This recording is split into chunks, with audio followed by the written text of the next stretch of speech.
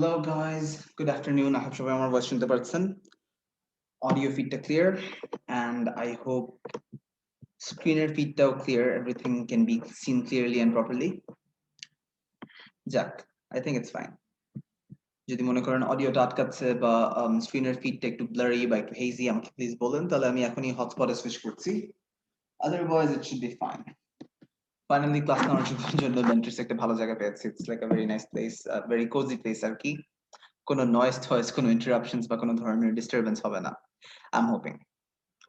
All right. So basically, since the last class, আমরা writing task banner অনেক কিছু cover করেছি. So as usual, for the first 10 minutes, আমরা just একটু review করব of what we did last class.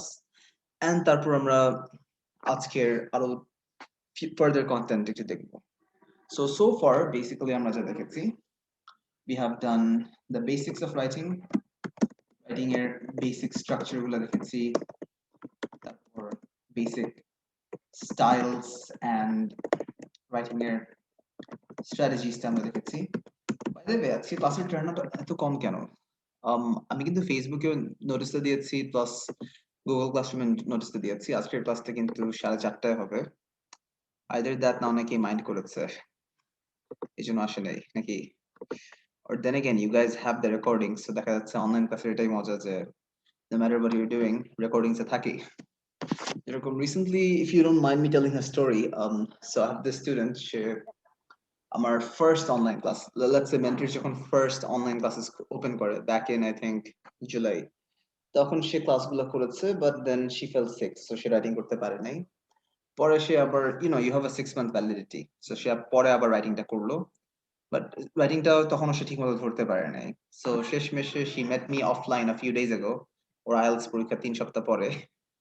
Her English is good, ভালো করবে, but টাস্কের ফরম্যাটটা বুঝে না। So what I did was or permission গুলা জাস্ট নতুন একটা ব্যাচে আপডেট করে দিলাম। সো এখন জাস্ট বাসায় বসে বসে ভিডিও দেখতেছে। এটা আপনারা একটা ভালো ফ্লেক্সিবিলিটি পাচ্ছেন। আচ্ছা, Ratul Rahman raise his hand. হ্যাঁ, কোয়েশ্চেন থাকলে বলেন প্লিজ, নো প্রবলেম। হ্যাঁ, ভাই এরকম ক্ষেত্রে আপনি চাইলে আমাদের যে মেসেঞ্জার গ্রুপ আপনাকে অ্যাড করা আছে সেখানে পোস্ট করতে পারেন একটু কষ্ট করে। সেক্ষেত্রে আচ্ছা অনেকে আচ্ছা, কোনো সমস্যা নেই, বিকজ হচ্ছে যে মেসেঞ্জার গ্রুপে আমি যদি থাকি, দেখা যাচ্ছে যে আপনারা স্টুডেন্টরা সাধারণত let's say you talk about your stuff আর কি। সো আমি থাকলে অনেকেই কমফোর্টেবল ফিল করবে না to talk and to communicate. So দেখা যাচ্ছে যে আই উড প্রেফার যে স্টুডেন্টদের মেসেঞ্জার গ্রুপ আলাদা থাকুক। এখন যতগুলো গ্রুপ আছে, গুগল ক্লাসরুম আছে, আমি যেখানে মেসেজগুলো দিচ্ছি আই এম শিওর সবাই তো পেয়ে যাচ্ছেন। এন্ড থার্ডলি, যদি কোনো ধরনের কমিউনিকেশন করতে হয়, as all of you know, আমি কিন্তু মেসেঞ্জারে অনেক অ্যাক্টিভ। আমাকে নক দিলে কিন্তু সাথে সাথেই পাওয়া যায়, as long as my phone is with me, বা আমি ধরেন ক্লাসের মধ্যে নাই, সাথে সাথে কিন্তু আমি রিপ্লাই দিয়ে দিই, no matter what I am doing আসলে। সো দেখা যাচ্ছে যে I think that's the best way to reach me. খামাকা মেসেঞ্জার গ্রুপে অ্যাড করে দরকার নেই আর কি। But if it's a huge emergency করতে পারেন, বাট ওইটাই প্রয়োজন হবে না। অলরাইট, সো লাস্ট ক্লাসে আমরা রাইটিং টাস্ক ওয়ানের বেসিক্স দেখেছি, বেসিক স্ট্রাকচারটা দেখেছি, স্টাইলস এন্ড স্ট্র্যাটেজিস দেখেছি টাস্ক ওয়ানের। এটা ছাড়া আমরা রাইটিং রিলেটেড টপিকস এর ক্ষেত্রে বার চার্ট দেখলাম, এন্ড আমরা জানলাম বার চার্ট দুই প্রকারের হয়, যেটা হচ্ছে static or bar charts with a time series. And আপনারা তো জানেনই, স্ট্যাটিক বার চার্ট থাকলে you have fixed points, and when you have a time series তখন দেখবেন পয়েন্টগুলো উপর নিচে যাচ্ছে, আপ এন্ড ডাউন যাচ্ছে, তখন আপনার ফরম্যাটিং স্টাইল এন্ড রিপোর্টিং স্টাইলটা পুরোপুরি একটু ভিন্ন হয়ে যাচ্ছে আর কি। এটা ছাড়া আমরা লাস্ট ক্লাসে করলাম পাই চার্টস, এন্ড দেখলেন বার চার্টস এর মতোই পাই চার্টও যখন স্ট্যাটিক থাকবে, you're just dealing with fixed points, so highest point, common point, lowest points মিলাই just বলে দিলেই হয়ে যাচ্ছে। and when you have multiple pie charts, তখন আমরা টাইম সিরিজে যেভাবে আপস এন্ড ডাউনস দেখেছি, সেভাবে কিন্তু আমরা আপস এন্ড ডাউনস এর মধ্যে ফোকাস করব। সো ফার কিন্তু আমরা এগুলাই করেছি। আজকের ক্লাসটা হবে আর একটু স্পেশাল, বিকজ আজকের ক্লাসে আমি সেন্টেন্স স্ট্রাকচারের বা সেন্টেন্সের গ্রামারের ইন ডেপথে চলে যাব। সো ফার্স্ট অফ অল আমি কয়েকটা স্ট্রাকচার দেখাবো আপনাদেরকে, এন্ড যখন আপনারা রাইটিংটা লিখবেন এই স্ট্রাকচারটা ফলো করবেন প্লিজ, তাহলেই হবে। অলসো আই হোপ আপনারা আমাকে আপনাদের রাইটিং গুলো ইমেল করে দিয়েন, যদি মনে করেন যারা একদম ঢাকা শহরের বাইরে, ইভেন যারা সাভার বা গাজীপুরে আছেন, I know you're in the Dhaka division, Dhaka শহর আপনাদের জন্য অ্যাক্সেসিবল না, you can mail me your writings, কিন্তু আমি ফিডব্যাক দিয়ে দিব, সমস্যা নাই। ফিডব্যাক পেতে পেতে সাপোর্ট সেন্টার যেভাবে আপনার 3 থেকে 5 দিন লাগবে, আমার থেকে সেরকমই লাগবে।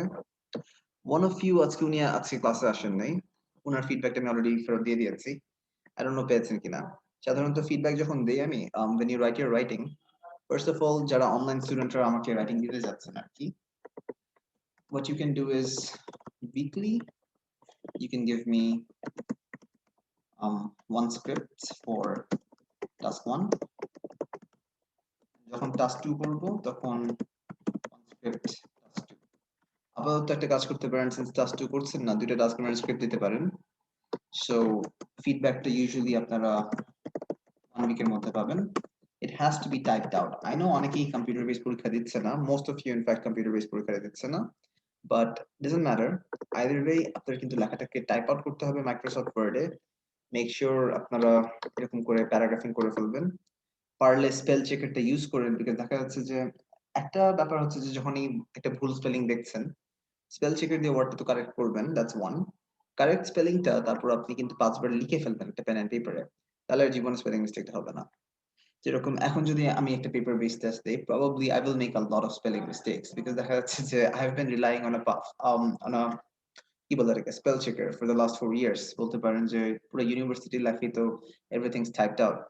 ইভেন দেখা যাচ্ছে যে অ্যাসাইনমেন্টের ক্ষেত্রেও when you're doing the assignment সবাই কিন্তু রেকমেন্ড করে যে to use software like Grammarly, তারপর ওই টাইপের, সো দ্যাট আপনাদের গ্রামার টামার স্পেলিং টেলিং সব ঠিক করে ফেলতে হয়। তো দেখা যাচ্ছে যে এমনিতেই since the modern age is very automated, IELTS দেওয়ার পর কিন্তু অভ্যাসটা আসলে খারাপ হয়ে যাবে অনেকের। তো তারপরে যদি দেখেন স্পেলিং মিস্টেক করে যাচ্ছেন আপনারা, মেক শিওর 5 বার বা 6 বার স্কুল স্টাইলে স্পেলিং মিস্টেক হলে আমরা সংশোধন করতাম না, সেভাবেই কারেকশনটা করা উচিত কিন্তু। Alright, so make sure it's typed out in Microsoft Word, সেই অ্যাটাচমেন্টটা আমাকে পাঠিয়ে দিন, আমি গুগল ডকে শেয়ার করে আমি ফিডব্যাকটা দিয়ে দেব। So make sure you do that guys, করলে খুব ভালো হবে। আচ্ছা, সো দ্যাট বিং সেড, আজকের ক্লাসটা আমরা শুরু করি। সো বললাম যে আজকের ক্লাসের মেইন ফোকাসটা হবে গ্রামার এন্ড সেন্টেন্স স্ট্রাকচারস এ। সো বেসিক্যালি আমাদের রাইটিং এর ব্যাপারটা আরেকবার একটু দেখে ফেলি। let's start with our first essay. First essay কেন বলছি, ফার্স্ট রিপোর্ট, যেটা ছিল আমাদের বেসিক বার চার্টস। এখন রাইটিং এর ব্যাপারে যখনই আপনারা সেন্টেন্সেস ক্রিয়েট করবেন, খেয়াল রাখেন these three basic things. So there are three basic structures make sentences কিন্তু।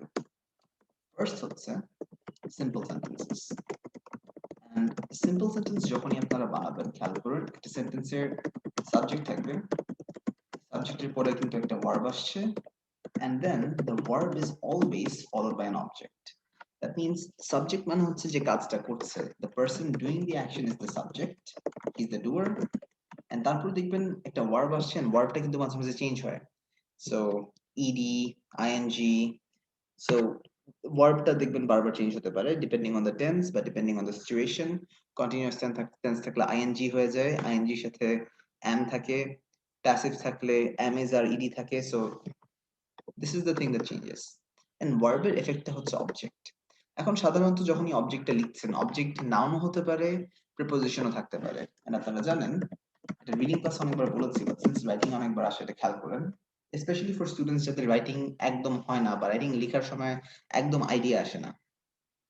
খেয়াল করেন আমরা যখনই সেন্টেন্স বানাই, সাবজেক্টের নাউন চুজ করি, অবজেক্টের নাউন চুজ করি। এখন যদি মনে করি দ্য নাউন হচ্ছে মোর দ্যান ওয়ান ওয়ার্ডস বা মোর দ্যান ওয়ান নাউন্স আমরা হাতে হাতে রাখতে যাচ্ছি, তখন কিন্তু আমরা প্রিপোজিশন দিয়ে প্রিপোজিশনাল ফ্রেজ বানাই, মানে প্রিপোজিশনের পরে নাউন, কয়েকটা প্রিপোজিশনের পরে ভার্ব নাউন। এরকম খেয়াল করেন for, of, in, over, under, above, below, এগুলো প্রিপোজিশনস খেয়াল রাখেন। এগুলোর পর সাধারণত নাউন্স আনতে পারি, একটা প্রিপোজিশন টু এর পর আমরা ভার্ব নাউন মিলে আনতে পারি। সো এগুলো একটু খেয়াল রাখেন। And that being said, simple সেন্টেন্সের কয়েকটা এক্সাম্পল দেখাই আমি। ধরেন এখানে বলেছিলাম আমি the bar chart subject illustrates verb the percentage, এখানে কিন্তু সেন্টেন্সটা শেষ হয়ে যাওয়ার কথা ছিল, the sentence was supposed to end here, কিন্তু দেখেন সাবজেক্ট নাউন হচ্ছে বার চার্ট, এন্ড আমরা সিন্স নাউন ইউজ করছি, নাউনের আগে আমরা একটা আর্টিকেল আনি, আ বা দা, প্লুরাল থাকলে তারপরও সবসময় আনার প্রয়োজন হয় না, not all the time but usually আনি। সো নাউনের আগে আ বা দা থাকে, যেটা হচ্ছে article. The bar chart, bar chart কি করছে, বার চার্ট দেখাচ্ছে, সো একটা ভার্ব আনলাম to show the action, illustrates কি দেখাচ্ছে, পার্সেন্টেজ দেখাচ্ছে, ইনফরমেশন কিন্তু শেষ। এখন কিসের পার্সেন্টেজ দেখাচ্ছে সেটাও কিন্তু অবজেক্ট নাউনের ভিতরে পড়ছে। কিসের পার্সেন্টেজ বলে বললাম, দ্য পার্সেন্টেজ অফ স্টুডেন্টস। এখানে কিন্তু সেন্টেন্সটা শেষ হয়ে যাওয়ার কথা ছিল, শেষ। চ্যাট বক্সের কি অবস্থা? ইয়েস, এক্সটেনশন ওইটাই। সো পার্সেন্টেজ, কিসের পার্সেন্টেজ অফ স্টুডেন্টস, স্টুডেন্টদের পার্সেন্টেজ। দেখেছেন এখানে যে নতুন একটা নাউন আনলাম, স্টুডেন্টদের পার্সেন্টেজ যে বললাম, এই নাউনটা আনার জন্য কিন্তু প্রিপোজিশন আনতে হয়েছে, because I already had a noun here.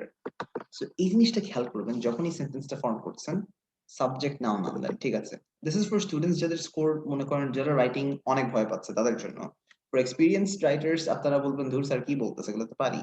But I try to be inclusive in my classes, and সাধারণত আমি যেভাবে রাইটিং এর ব্যাপারটা দেখাই দেই, if you follow the simple guidelines, basic writers, even advanced writers অনেক বেনিফিট করবে। সো এখন দেখেন, the bar chart illustrates the percentage of students, এখানে কিন্তু সেন্টেন্স শেষ। Essentially এরপর কিন্তু আরেকটা সেন্টেন্স আসার কথা, like this, the students verb দেখেন participated. Participated is the verb, আমি এটাকে past perfect এ বলেছি যে তারা পার্টিসিপেট করেছে, had participated বলেছি কিসে, in 3 different sports। দেখেন ইন দিয়ে 3 different sports আসলো, 3 adjective, different adjective, কিসের জন্য? স্পোর্টস এর জন্য। দেখেন তারা কিসে পার্টিসিপেট করেছে, কিসে অংশগ্রহণ করেছে, 3টা স্পোর্টসে। সেটা ইন দিয়ে নামটা আনলাম। কোথায়? স্কুল হচ্ছে নাউন, এটার আগে একটা প্রিপোজিশন, কখন? ইন 2005। সো খেয়াল করেছেন এই প্রিপোজিশনস দিয়ে আমি যতগুলা চেইন করলাম, ইন, অ্যাট, এগুলোর পরে কিন্তু নাউন আসে। এটার কনসেপ্টটা খেয়াল রাখেন। এখন দেখা যাচ্ছে আপনাদের যে ব্যান্ড স্কোর ডেসক্রিপ্টর আছে আইএলটিএস এর, লাস্ট ক্লাসে তো আমি এটা ডিসকাস করেছিলাম, আর আপনারা জানেন যে যদি মনে করেন আপনার গ্রামারটা আপনি ভালো মার্ক পেতে চান, নাম্বার 1 তো হচ্ছে you cannot make a single grammatical mistake. That's rule number 1.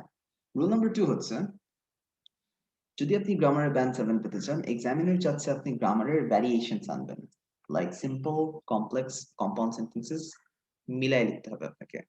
তো যদি মনে করি আমি ফার্স্ট সেন্টেন্সে সিম্পল সেন্টেন্স লিখলাম, সাবজেক্ট আছে, ভার্ব আছে, অবজেক্ট আছে, সাবজেক্ট আছে, ভার্ব আছে, অবজেক্ট আছে, দুইটা simple sentence side by side আসছে।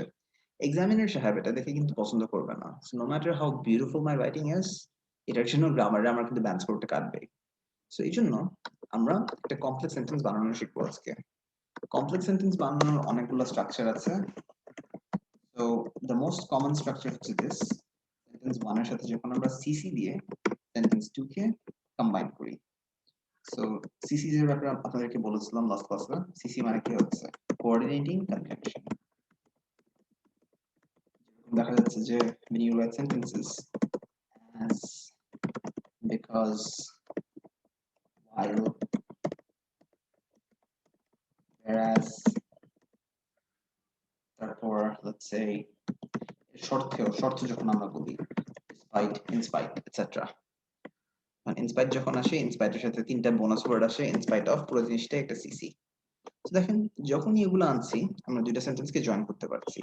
So that's one way of making complex sentences. আরেকটা ওয়ে আছে কমপ্লেক্স সেন্টেন্স বানানোর, that's by using relative clauses. মনে করেন একটা সেন্টেন্সের সাবজেক্ট দিলেন, সাবজেক্টের পরে রিলেটিভ ক্লজ আনলেন, তারপর ভার্ব অবজেক্ট। এছাড়া আরেকটা প্যাটার্ন আছে, মনে করেন সাবজেক্ট নরমালি লিখলেন, ভার্ব নরমালি লিখলেন, অবজেক্টের সাথে একটা রিলেটিভ ক্লজ আনলেন। What's a relative clause? So clause হচ্ছে, এটা আপনারা রিডিং ক্লাসে খুব ভালো করে দেখেছেন, যখনই আমরা দুইটা সেন্টেন্স পাচ্ছি, যেরকম এখানে দেখেন bar chart illustrates percentage of students, এই স্টুডেন্টসরাই 3টা স্পোর্টসে পার্টিসিপেট করেছে। তো দেখেন এখানে নাউনটা, অবজেক্টের লাস্ট নাউনটা, নেক্সট সেন্টেন্সের subject নাউনটা, these two are the same কিন্তু যখনই দেখবেন two nouns are the same in the sentence, in the sentences, when two of the nouns are exactly the same, আপনি যা করতে পারবেন এই জিনিসটার রিলেটিভ ক্লজ আনতে পারবেন with a relative pronoun. Pronoun মানে কি? নাউনের সাবস্টিটিউট। সো আমরা দেখছি এটার সাথে একটা রিলেশনশিপ আছে, সো আমরা এটাকে ভেঙে একটা রিলেটিভ প্রোনাউন আনতে পারবো, এন্ড দেন সেটা দিয়ে কিন্তু আমরা সেন্টেন্স থেকে চেঞ্জ করতে পারবো। তো দেখেন হু বেসিক্যালি একটা রিলেটিভ প্রোনাউন, সো হু একটা রিলেটিভ প্রোনাউন, মানুষের ক্ষেত্রে বা ব্যক্তির ক্ষেত্রে বোঝাচ্ছে, where মানে সিচুয়েশন মানে লোকেশনের ক্ষেত্রে বোঝাচ্ছে, which কোন ধরনের সিচুয়েশনের ক্ষেত্রে বোঝায়, তারপর whose যাদের জিনিস এটা বোঝায়, যাদের তাদের বলতে পারি, let's say আমি আপনার বই নিলাম and then আপনি মেন্টরস আসলেন, so I tell my colleague the boy whose book I had taken is my student. Essential sentence টা কি এখানে? The boy is my student. First sentence, I took the boy's book or I took his book. আমি তার বইটা নিয়েছি। This is the second sentence. So এটাকে combine করার জন্য বললাম the boy যার বই আমি নিয়েছি। So দেখেন I took the boy's book, সাবজেক্টটাকে বাদ দিলাম, আমি তার বইটা নিয়েছি। Whose book I took. তারপর সেন্টেন্সটা শেষ। Is my student. That's an example আর কি। যখনই দেখবেন দুইটা পাশাপাশি সেন্টেন্সের নাউন গুলা একই আসছে, তখনই আমরা হু, ওয়্যার, হুইচ, হুজ দিয়ে রিপ্লেস করতে পারি। These three are the most common ones. And মাঝে মাঝে দেখবেন আমরা ভার্বটা এক্সপ্যান্ড করি with that. এটা দিয়ে সাধারণত ফুল একটা সেন্টেন্স আনি। এগুলোর সাথে ফুল সেন্টেন্সও থাকতে পারে, সেন্টেন্সের ভাগও থাকতে পারে। যেরকম এখানে দেখেন, আমি বললাম কি যে যখনই পাশাপাশি দুটো নাউন হবে, they look bad, so সেন্টেন্সকে আমাকে জয়েন করতে হবে। সেন্টেন্স জয়েন করলে একটা কাজ করতে পারতাম, and দিয়ে দুটো আলাদা সেন্টেন্স যুক্ত করতে পারতাম। তারপরে দেখলাম এই দুইটা নাউন একসাথে তো রয়ে গেছে, the nouns are the same, and since these two nouns are the same, আমি কিন্তু সেন্টেন্সের এই পার্টটাকে ভেঙে জাস্ট বলতে পারি যারা পার্টিসিপেট করেছে। স্টুডেন্টস একই ছিল, সেজন্য কমা দিয়ে বললাম who মানে কি, the students had participated in 3 different sports. দেখেন who হচ্ছে রিলেটিভ প্রোনাউন, এরপরে যে ভার্বটা এন্ড অবজেক্টটা কিন্তু একই। এই জিনিসটাকেই বলে complex sentence with a relative clause. So with a relative clause আর কি। সো এগুলো ফর্মুলা গুলো যদি খেয়াল রাখতে পারেন এন্ড লেটস আপনি আমার ফরম্যাট গুলো যদি দেখেন, তাহলে কিন্তু এই জিনিসটা একদম ক্লিয়ার হয়ে যাবে আপনাদের। So I hope this make sense, right? কিভাবে এই হু আসছে, কিভাবে which আসছে, তাহলে এই বেসিক্স কি আপনারা বুঝতে পেরেছেন guys? Does it make sense now? কি অবস্থা সবার? সবাই চুপ কেন? Should I explain this again নাকি? আচ্ছা 5 সেকেন্ড রুল, সবাই সাইলেন্ট থাকলে I'll assume যা বলেছি বুঝতে পেরেছেন। যা বললাম এখানে হু দিয়ে সেন্টেন্সটাকে এক্সটেন্ড করলাম, so I made a complex sentence. Similarly, next প্যারাগ্রাফটা দেখেন, at a glance, এক চোখে, it is evident, এটা বোঝা যাচ্ছে। এখন দেখেন at a glance হচ্ছে একটা প্রিপোজিশনাল ফ্রেজ, মাঝে মাঝে প্রিপোজিশনের পর যে নাউন আনি না, এই at a glance এর লোকেশনটা কিন্তু এখানে থাকার কথা, সেটাকে ভেঙে আমি কিন্তু মেইন সেন্টেন্সের একটু আগে এনেছি। It is evident that cricket was the most popular sport at a glance. So এই জিনিসটাকে আমি ভেঙে এখানে একটু আগে এনেছি at a glance, আর কিছু না। সাবজেক্ট দেখেন ইট, এই জিনিসটা বোঝা যাচ্ছে। এখন আমরা একটু প্যাসিভ স্ট্রাকচারসে চলে যাই। তো সাধারণত যখন আমরা লেটস সে কথা বলি, লেটস সে ধরেন আমি বললাম আই টিচ, আমি সাবজেক্ট, টিচ হচ্ছে ভার্ব, আইএলস হচ্ছে অবজেক্ট। কোথায় পড়াচ্ছি? মেন্টরসে পড়াচ্ছি, পুরো জিনিসটাই কিন্তু অবজেক্ট। এখন এটাকে যদি আমি প্যাসিভ করতে চাই, প্যাসিভ করা মানে হচ্ছে আপনি সাবজেক্টের এফেক্টটাকে কমায় দিবেন। সাবজেক্টের এফেক্ট আপনি রাখবেনই না, you will remove the effect of the subject. So হবে কি, এই অবজেক্টটাই নতুন সাবজেক্ট হয়ে যাবে। তো আগের অবজেক্ট কি ছিল? আইএলস। সো আইএলস বললাম। এখন টিচ ছিল ভার্ব, আমি সাবজেক্টটাকে সরায় দিয়েছি। সিন্স আমি সাবজেক্টটাকে সরাচ্ছি, সেন্টেন্সকে দাঁড় করাতে হবে, তো আমার একটা হেল্পিং ভার্ব লাগবে। বলতে পারি IELTS is an helping verb আনলে ভার্বের ফর্মটা চেঞ্জ হয়ে যাবে টু দ্য ইডি ফর্ম, যেটাকে বলি পাস্ট পার্টিসিপল। কয়েকটা ভার্বের সাথে ইডি হয়, কয়েকটা ভার্বের ফর্মটা পুরোপুরি চেঞ্জ হয়ে যায়। দেখেন am is are plus verb ED বা পাস্ট পার্টিসিপল যেটাকে বলে। যদি বললাম I teach IELTS at Mentors, এখন বললাম আইএলস ইজ টট, আইএলস পড়ানো হচ্ছে কোথায়? সেন্টেন্স কিন্তু শেষ। দেখেছেন কে আইএলস পড়াচ্ছে তার এফেক্টটা আমি মিনিমাইজ করে দিলাম, তার এফেক্টটা আমি কমায় দিলাম। সো বেসিক্যালি যখনই আমরা ইংলিশ ল্যাঙ্গুয়েজে প্যাসিভ ভয়েসটা ইউজ করি, আমরা জাস্ট বলতে চাচ্ছি কাজটা হয়েছে, this work is being done. কে কাজটা করছে আমি কিন্তু এফেক্টটা রাখতে চাচ্ছি না, I am removing that effect. এই জন্যই আমি এভাবে করে বলতে পারি কিন্তু ইনফরমেশনটা। So IELTS is taught at Mentors বলে ইনফরমেশনটা এখানে শেষ করে ফেললাম। That's it. আইএলস মেন্টরসে পড়ানো হয়। কে পড়াচ্ছে বলার দরকার নেই। এখন সিমিলারলি একটা more practical application of passive voice would be, let's say আপনি বলছেন যে let's say it's midnight, you're hungry, fridge খুললেন, and you and your sibling বলতে পারেন, let's say he told your mom we ate all the food from the fridge. She knows that she's gonna get really mad. So blameটা আপনি নিজেদের উপর চাপাতে যাচ্ছেন না, but তারপর inform করতে হবে যে বাসায় খাবার নাই। কি করতে পারেন? সাবজেক্ট ছিল we, ate ছিল verb, all the food ছিল object. So আমরা অবজেক্টে নিলাম all the food. এখন ফুডটা কি হয়েছে, এটা আপনারা খেয়েছিলেন, ওয়ার্ডটা কিন্তু পাস্ট টেন্সে ছিল, সেই জন্য আমরা পাস্টের অক্সিলারি ওয়ার্ব আনবো। ইট এর পার্টিসিপাল ফর্ম হচ্ছে eaten, so all the food was eaten. কে খেয়েছে বলার দরকার নেই, সো ফ্রিজ বলে টপিকটা শেষ। So all the food was eaten from the fridge. খেয়াল করেছেন প্রিপোজিশনের পার্টটা কিন্তু আমরা অবজেক্টের সাথে কাউন্ট করি না, এটা কিন্তু আমরা আলাদাও রাখতে পারি। সেটাই হচ্ছে প্যাসিভ ফর্ম। প্যাসিভের স্ট্রাকচারটা কি? সো সাবজেক্ট মানে আগের অবজেক্টটা হচ্ছে নতুন subject plus am is are যেটাকে আমরা বলি অক্সিলারি ভার্ব, বেস ভার্বের পার্টিসিপল ফর্ম। দেন যদি অবজেক্ট রাখতে চান অবজেক্ট রাখতে পারেন, না রাখলেও হয়, কিন্তু এটাই হচ্ছে আপনার প্যাসিভ ফর্ম। সো ইট একটা জিনিস ধরেন এভিডেন্ট, ধরেন বললাম এভিডেন্ট আসলে মানে কি, এটা বোঝা যাচ্ছে আর কি। তো বোঝা যাচ্ছে আমরা কখনো অ্যাক্টিভ ফর্ম ইউজ করি না। So it subject is evident হচ্ছে ভার্ব। খেয়াল করেন আমরা যখন প্যাসিভ ভার্ব দিয়ে একটা সেন্টেন্স শুরু করছি এন্ড সেটার কোনো অবজেক্ট আনতে পারি নাই, সেন্টেন্স কিন্তু এখানে শেষ। ইট ইজ এভিডেন্ট এটা বোঝা যাচ্ছে, কিন্তু কি বোঝা যাচ্ছে এটা কিন্তু বলার কোনো ওয়ে নাই আমার, এই জন্য আমরা দ্যাট আনলাম, এই রিলেটিভ ক্লজ দ্যাট আনলাম।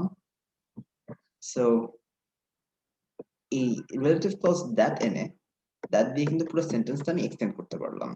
দেখেন দ্যাটের পর এখানে cricket subject was verb, the most popular sport in the school. এরপরে আসছে সকার এন্ড বাস্কেটবল। সো দেখেছেন this is basically passive form, and passive forms আমরা সাধারণত ইউজ করি জাস্ট টু ইন্ডিকেট যে কোনো ডুয়ার নাই।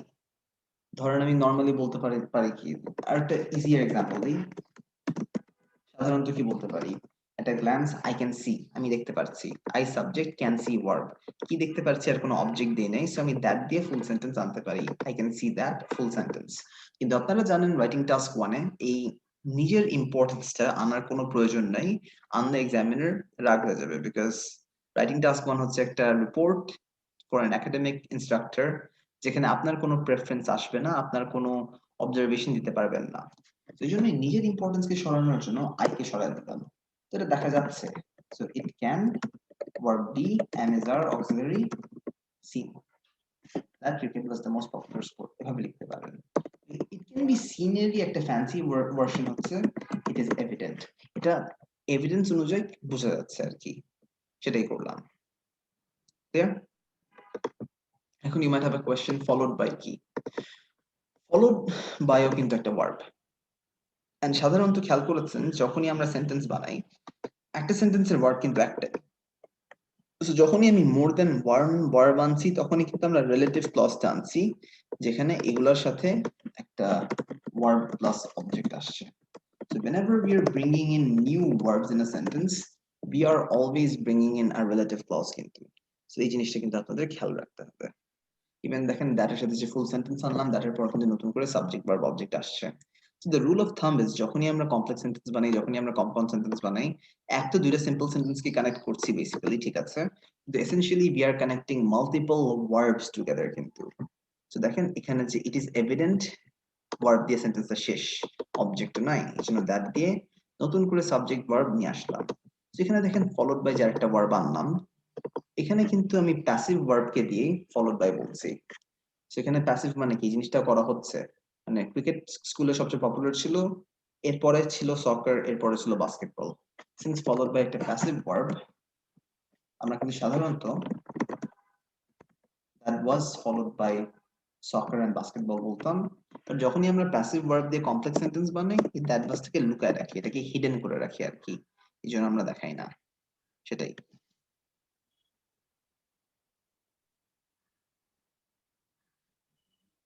Let me give you another example of this passive.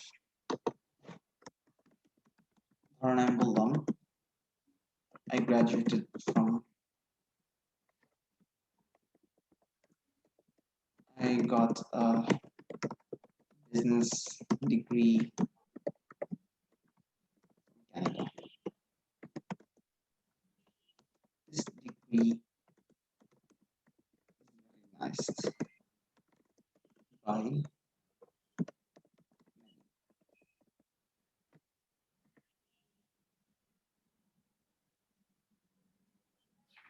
so দেখেন এখানে দুটো সেন্টেন্স, কমন পয়েন্ট কি, business degree, common point this degree is recognized by many, এটা কিন্তু active sentence, I subject got verb business degree from Canada object, এই ডিগ্রিটাই মানে এই business ডিগ্রিটাই is recognized মানে কি, রেকগনাইজ মানে কি লক্ষ্য করা, আমি রেকগনাইজ করি মানে আমি লক্ষ্য করি, সো এটাকে লক্ষ্য করা হচ্ছে বলার জন্য this degree is recognised just বললাম।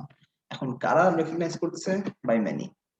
এই সেন্টেন্সটা যদি অ্যাক্টিভ সেন্টেন্সে বলতাম কি হতো, many recognise this degree, subject verb object, সেটাকে প্যাসিভ ফর্মে লিখতাম this degree is recognised by many.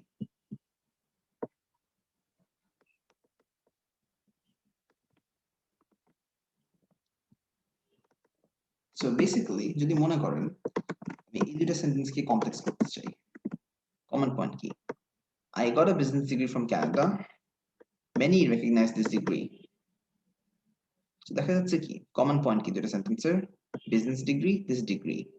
যা করতে পারি এটাকে কেটে দিতে পারি, I got a business degree, degree একটা আইটেম, একটা জিনিস, which এই সেন্টেন্সের ভাগটাকে করে নিয়ে আসতে পারি, recognize sentence closed from Canada। বুঝা গেছে, সিন্স এখানে ডিগ্রি এদিকে ছিল, many recognize this degree, একই point, so which ডিগ্রিটাই many recognize sentence closed from Canada, active sentence.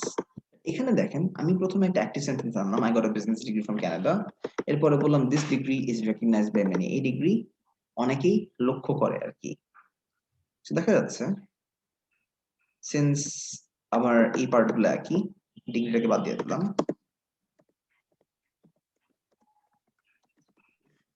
I got a business degree from Canada which is recognized by many, passive ফর্মটা কিন্তু passive ফর্মই থাকবে, এভাবে করি। এখন সাধারণত যখনই আমাদের ওয়ার্বটা প্যাসিভ থাকে, এই পার্টটাকে আমরা বাদ দিয়ে দেই জাস্ট টু ইন্ডিকেট এটা প্যাসিভ ভার্ব দিয়ে আমরা একটা কমপ্লেক্স সেন্টেন্স বানাচ্ছি।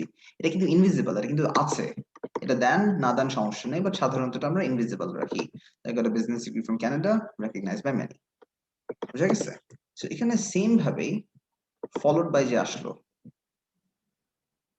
এখানে যে ফলোড বাই আসলো, it is evident that cricket was the most popular sport in the school, this মানে cricket, this or cricket was followed by soccer and basketball, next sentence কিন্তু continue হয়েছে, না ক্রিকেটের পরে কিন্তু সকার এন্ড বাস্কেটবল এসেছে, সেজন্য দেখেন ক্রিকেট ক্রিকেট একই ছিল, কেটে দিলাম, এখানে এটাকে লাগায় না আনলাম, which was followed by soccer and basketball, ঠিক আছে। এটা which wasটা যদি ইনভিজিবল করতে চান followed by হয়ে গেল, যদি ইনভিজিবল না রাখতে চান তখন which was রাখতে পারতেন, that was রাখতে পারতেন। তো বুঝা গেছে। Now do you think the grammar make sense, English grammar যখন আমরা লিখি বা রিডিং ক্লাসেস যখনই আপনারা আর্টিকেলস দেখেছেন, প্যাসেজেস দেখেছেন, এভাবে কিন্তু আসে সবকিছু। তো যতবারই এভাবে করে ওয়ার্ডস দেখবেন, ভয়ের কিছু নাই, the more you practise, and আমি যেভাবে রুটিনটা আপনাদেরকে দিয়েছি, if you just follow Dream Reader and if you just follow the class recordings, তাহলে কিন্তু হবে। আমি যে কনসেপ্ট আজকে বললাম না, সেই কনসেপ্ট কিন্তু আমি রাইটিং টাস্ক 1 টাস্ক 2 সবসময় আনবো। এই রুব্রিক যেটা আমি লিখলাম এখানে, দিস ফর্মুলা অ্যাকচুয়ালি মানুষ বলে না যে এস এর ফর্মুলা মুখস্থ করেন, রাইটিং ফর্মুলা মুখস্থ করলেই হবে। টু বি অনেস্ট, এরকম কোনো ফর্মুলা নাই আসলে, and there is no way you can memorize writing. Writing is a very logical thing, and improve করার জন্য ফার্স্ট অফ অল আপনার গ্রামারটা ঠিক রাখতে হবে, দ্বিতীয়ত হচ্ছে স্যাম্পল দেখতে হবে। স্যাম্পল দেখে দেখে স্যাম্পলকে আপনারা ইমুলেট করবেন, যেরকম আমি এতগুলো স্যাম্পল আপনাদের দিচ্ছি, অনেকগুলো আরো কয়েকটা পিডিএফও দেবো কিন্তু by the time we are done with writing. সেখান থেকে আপনারা প্র্যাকটিস করতে করতে খাতা চেক করাবেন, ভুলগুলো বের হবে আস্তে আস্তে, and that's how you will improve কিন্তু। বাট এই কষ্টটা করতে হবে। রাইটিং আসলে it's very difficult in the sense that, difficult আমি বলবো না, জাস্ট বলবো কাজ বেশি on both sides. আপনার ক্ষেত্রেও কাজ বেশি যে রাইটিংটা লিখছেন, and then you are having someone check it, so দেখা যাচ্ছে যে টিচারের সাইড থেকেও কাজটা বেশি।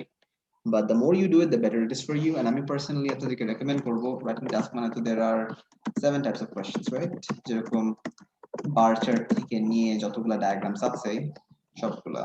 So throughout your career, যারা at least 3 মাসে পরীক্ষা দিবেন, I would recommend আপনারা at least 70টা স্ক্রিপ্ট লেখেন, and 70টা script get them checked.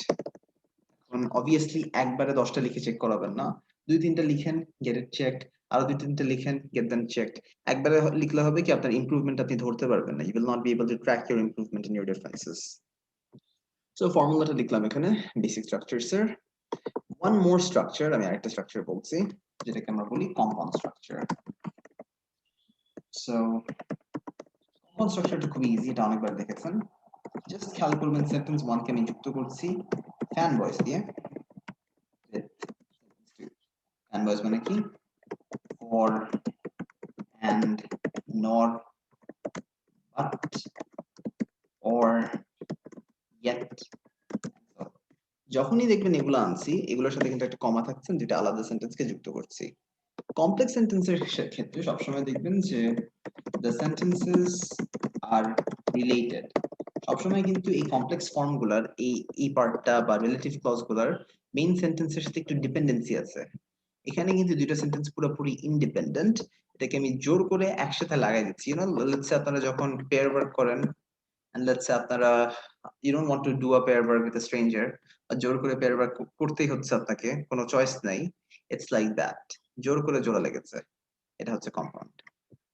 So যখনই আমি লিখবো এই 3টা স্ট্রাকচার আমি বারবার রিআইটারেট করব। কমপ্লেক্স সিসি দিয়ে আনছি, রিলেটিভ ক্লজ দিয়ে আনছি, কম্পাউন্ড দিয়ে আনছি, এন্ড মাঝে মাঝে সিম্পল সেন্টেন্স আসবে, মাঝে মাঝে প্যাসিভ স্ট্রাকচার আসবে। এন্ড প্যাসিভ স্ট্রাকচারকে যখন আমি কমপ্লেক্স করি তখন এই বিচবাজি এই রিলেটিভ ক্লজের স্ট্রাকচারটাই আসে, জাস্ট আমরা বিচবাজটাকে লুকায় দেই। This are the basic structures for writing, and এভাবে করে যদি মিলাই মিশে এগুলো লিখতে পারেন, মনে করেন একটা কমপ্লেক্স একটা কম্পাউন্ড লিখলেন, তাহলে কিন্তু মার্ক পেয়ে যাচ্ছেন। সো এই জিনিসটা সবাই একটু খেয়াল রাখেন প্লিজ। আমি জাস্ট কপি দিস, এটা আপনাদের ক্লাসরুমে আমি পোস্ট করে দেবো, ডোন্ট ওয়ারি। যেভাবে আমি স্পিকিং এর নোটস গুলো পোস্ট করেছি সেভাবে এটাও আমি পোস্ট করে দেবো। সো দ্যাট বিং সেড, কারো কোনো questions so far? I hope গ্রামারের বেসিক কনসেপ্ট এখন একটু আগে চেয়ে ক্লিয়ার হয়েছে সবারই। কোয়েশ্চেনস থাকলে তাও আমাকে করতে পারেন, কোনো সমস্যা নেই। দ্যাট বিং সেড, লাস্ট ক্লাসে আমরা পাই চার্টস করছিলাম, সো আজকে আমরা ফিউচার টেন্সের এই পাই চার্টটি কি লাস্ট ক্লাসে করেছি আমরা? Did we do this last class? Yemen and Italy, মনে আছে? ভাইয়া করেছিলাম ইয়েমেন, ইতালি করেছিলাম নিয়ে। না? পারফেক্ট, ঠিক আছে। তাহলে আজকে আমরা সিলেবাস একটু আগায় যাই। আমরা তাহলে আজকে লাইন গ্রাফস দেখবো। এখন আজকের টপিকটা খুবই easy. So what I want you to do is, আমি before you look at the diagram, আপনারা গ্রামারের এই রুব্রিকটা একটু দেখেন, এন্ড আপনারা একটু স্যাম্পলটা দেখেন। গ্রামারের যে আমি সেন্টেন্স ফর্মস গুলো লিখলাম, একটা কাজ করেন এখন, টেক লাইক 5 মিনিটস। এখানে যে স্যাম্পলটা আছে, স্যাম্পলটা ভালো করে পড়েন। First of all, number 1, identify the ওয়ার্ডস।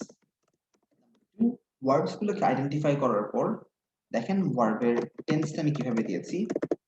দ্বিতীয়ত দেখেন কমপ্লেক্স সেন্টেন্স কিভাবে হয়েছে বা কোন দিকে হয়েছে, কম্পাউন্ড কোথায় হয়েছে। আমি জাস্ট একটু আসরের নামাজটা পড়ে আসি and then we shall continue. এখন by the way one more thing, I am actually planning যে আমাদের ক্লাস টাইমিং নরমালি 4টা থেকে 6টা, তো আমি ক্লাস টাইমটা একটু এক্সটেন্ড করতে চাচ্ছি। নেক্সট ক্লাস থেকে আমরা 4:15 থেকে শুরু করি আর কি। বিকজ দেখা যাচ্ছে যে এখন মাগরিবের আজানটা হয় 5:30টায়। 5:30 থেকে 5:40 একটা ব্রেক দেই। আবার 20 মিনিটের মধ্যে আসলে we don't have a lot of content to cover আরকি। সো আমি জাস্ট চিন্তা করছি যদি ক্লাস আমরা 4:15 তে শুরু করি, ততক্ষণে হোপফুলি আসরের নামাজ-টামাজ পড়েও I can be ready। আসলে মাঝে, মাঝে মেন্টরস থেকে যাওয়া আসা করতে টাইম লাগে তো। বা let's say when I'm not at home তখন তো মেন্টরস এসেই ক্লাসটা নেই। তারপর পরের ক্লাসটা ধরে ফেলি। So it will be easier for me আরকি। সো দেখা যাচ্ছে 4:15 থেকে শুরু করে একদম 5:15 থেকে ক্লাসটা নিলাম। বা let's say 4:15 থেকে 5টা পর্যন্ত নিয়ে ছোট একটা আসরের ব্রেক দিলাম। তারপর ছোট একটা মাগরিবের ব্রেক দেওয়ার পর 5:40 তে একবারে 6:15 করে ফেলতে পারি আরকি। অলরাইট তাহলে। সো এটা একটু খেয়াল রাখেন। আমি পোস্ট করে দিব officially, but I was just thinking of doing that. Like next class 4:15 4:20 থেকে যদি এবার থেকে শুরু করতে পারি। জাস্ট টাইমিংটা একটু হালকা একটু ফরওয়ার্ড করলাম। Nothing really too different anyway. আচ্ছা, so in the meantime just go through this and স্ট্রাকচারটা দেখে আইডেন্টিফাই করে ফেলবেন। আমি জাস্ট একটু নামাজটা পড়ে আসতেছি। Give me like 5 minutes in the meantime. তারপর I'll explain this.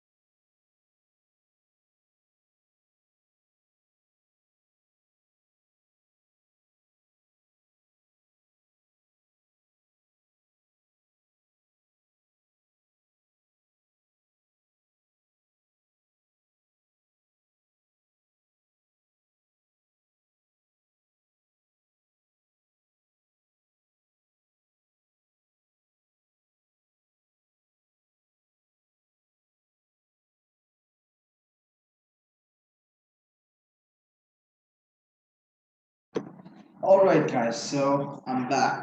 কি অবস্থা? So let's see. আমি একসাথে আগে গ্রাফের স্ট্রাকচারটা এক্সপ্লেইন করে দিচ্ছি, and then I shall explain how this the activity I gave you আর কি কিভাবে কোনটা আইডেন্টিফাই করব সেন্টেন্স গুলো।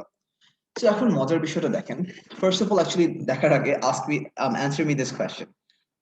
আমরা যে বার চার্ট করি, স্ট্যাটিক গ্রাফ করেছেন, টাইম সিরিজ করেছেন। এখন লাইন গ্রাফটা কখনো কি স্ট্যাটিক হতে পারে নাকি? Or is this a time series? Can anyone answer that? আমরা যে গ্রাফটা করছি এটা কি টাইম সিরিজ নাকি না? কিরে সবাই চুপ, জাগনাছেন তো নাকি? I think very time series. It's a time series. And সবসময় খেয়াল রাখবেন, আমরা যখনই লাইন গ্রাফ করব, whenever we do line graphs, আমরা কিন্তু টাইম সিরিজই করছি। So all line graphs are a time series কিন্তু, and মজার বিষয়টা হচ্ছে যখনই আপনারা let's say bar chart করেন, let's say we were doing bar charts, right? মনে করেন এই বার চার্টের পয়েন্টগুলো জাস্ট কানেক্ট করবেন। The moment you connect them, এই জিনিসটাকে আমরা বলি একটা ট্রেন্ড লাইন। দেখেন লেটস সে আমি আইবিএম এর জন্য একটা লাইন করলাম, এরপরে লেটস সে আমরা মাইক্রোসফটের জন্য একটা লাইন আঁকি, তারপর লেটস সে গ্রিন কালার কই, অ্যাপলের জন্য লেটস সে আরেকটা লাইন আঁকি। হ্যাঁ, দেখেন if you just connect the points of the bar and মনে করেন বার চার্টটা আর নাই, you are exactly getting a line graph কিন্তু সিম্পল একটা লাইন গ্রাফ পেয়ে গেছে। So what does that tell us?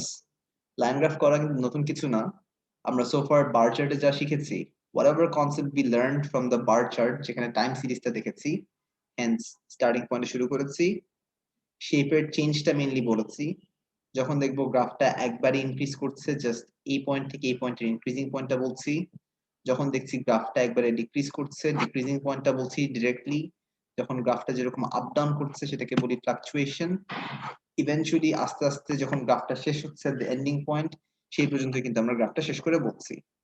That's what we did when we were working with a time series কিন্তু। So exactly আপনার কাজ কিন্তু এটাই, when you work with time series আপনার লাইন গ্রাফের কাজ কিন্তু অলমোস্ট একই। There is only one small difference, যে লাইন গ্রাফ করার সময় আমরা কিন্তু শেপের উপর গুরুত্বটা বেশি দিব। When we do bar charts, আমরা যে স্টার্টিং পয়েন্টের ভ্যালু বলছি, বললাম স্টেডি আছে, বাড়ছে, কিভাবে বাড়ছে, তাড়াতাড়ি বাড়ছে, আস্তে আস্তে বাড়ছে, গ্র্যাজুয়ালি বাড়ছে, স্টেডিলি বাড়ছে, that's not my issue কিন্তু for line graphs, sorry for bar charts. But when I have a line graph, আমার ফোকাসটা হবে on this specific curve কিন্তু। দেখেন এখানে যে কার্ভি হয়ে যে উপরে উঠছে, স্ট্রেট লাইনে যে উপরে উঠছে বা নামছে, that's my main focus. So second, there is this chart I want to show you. Last class দেখিয়েছি।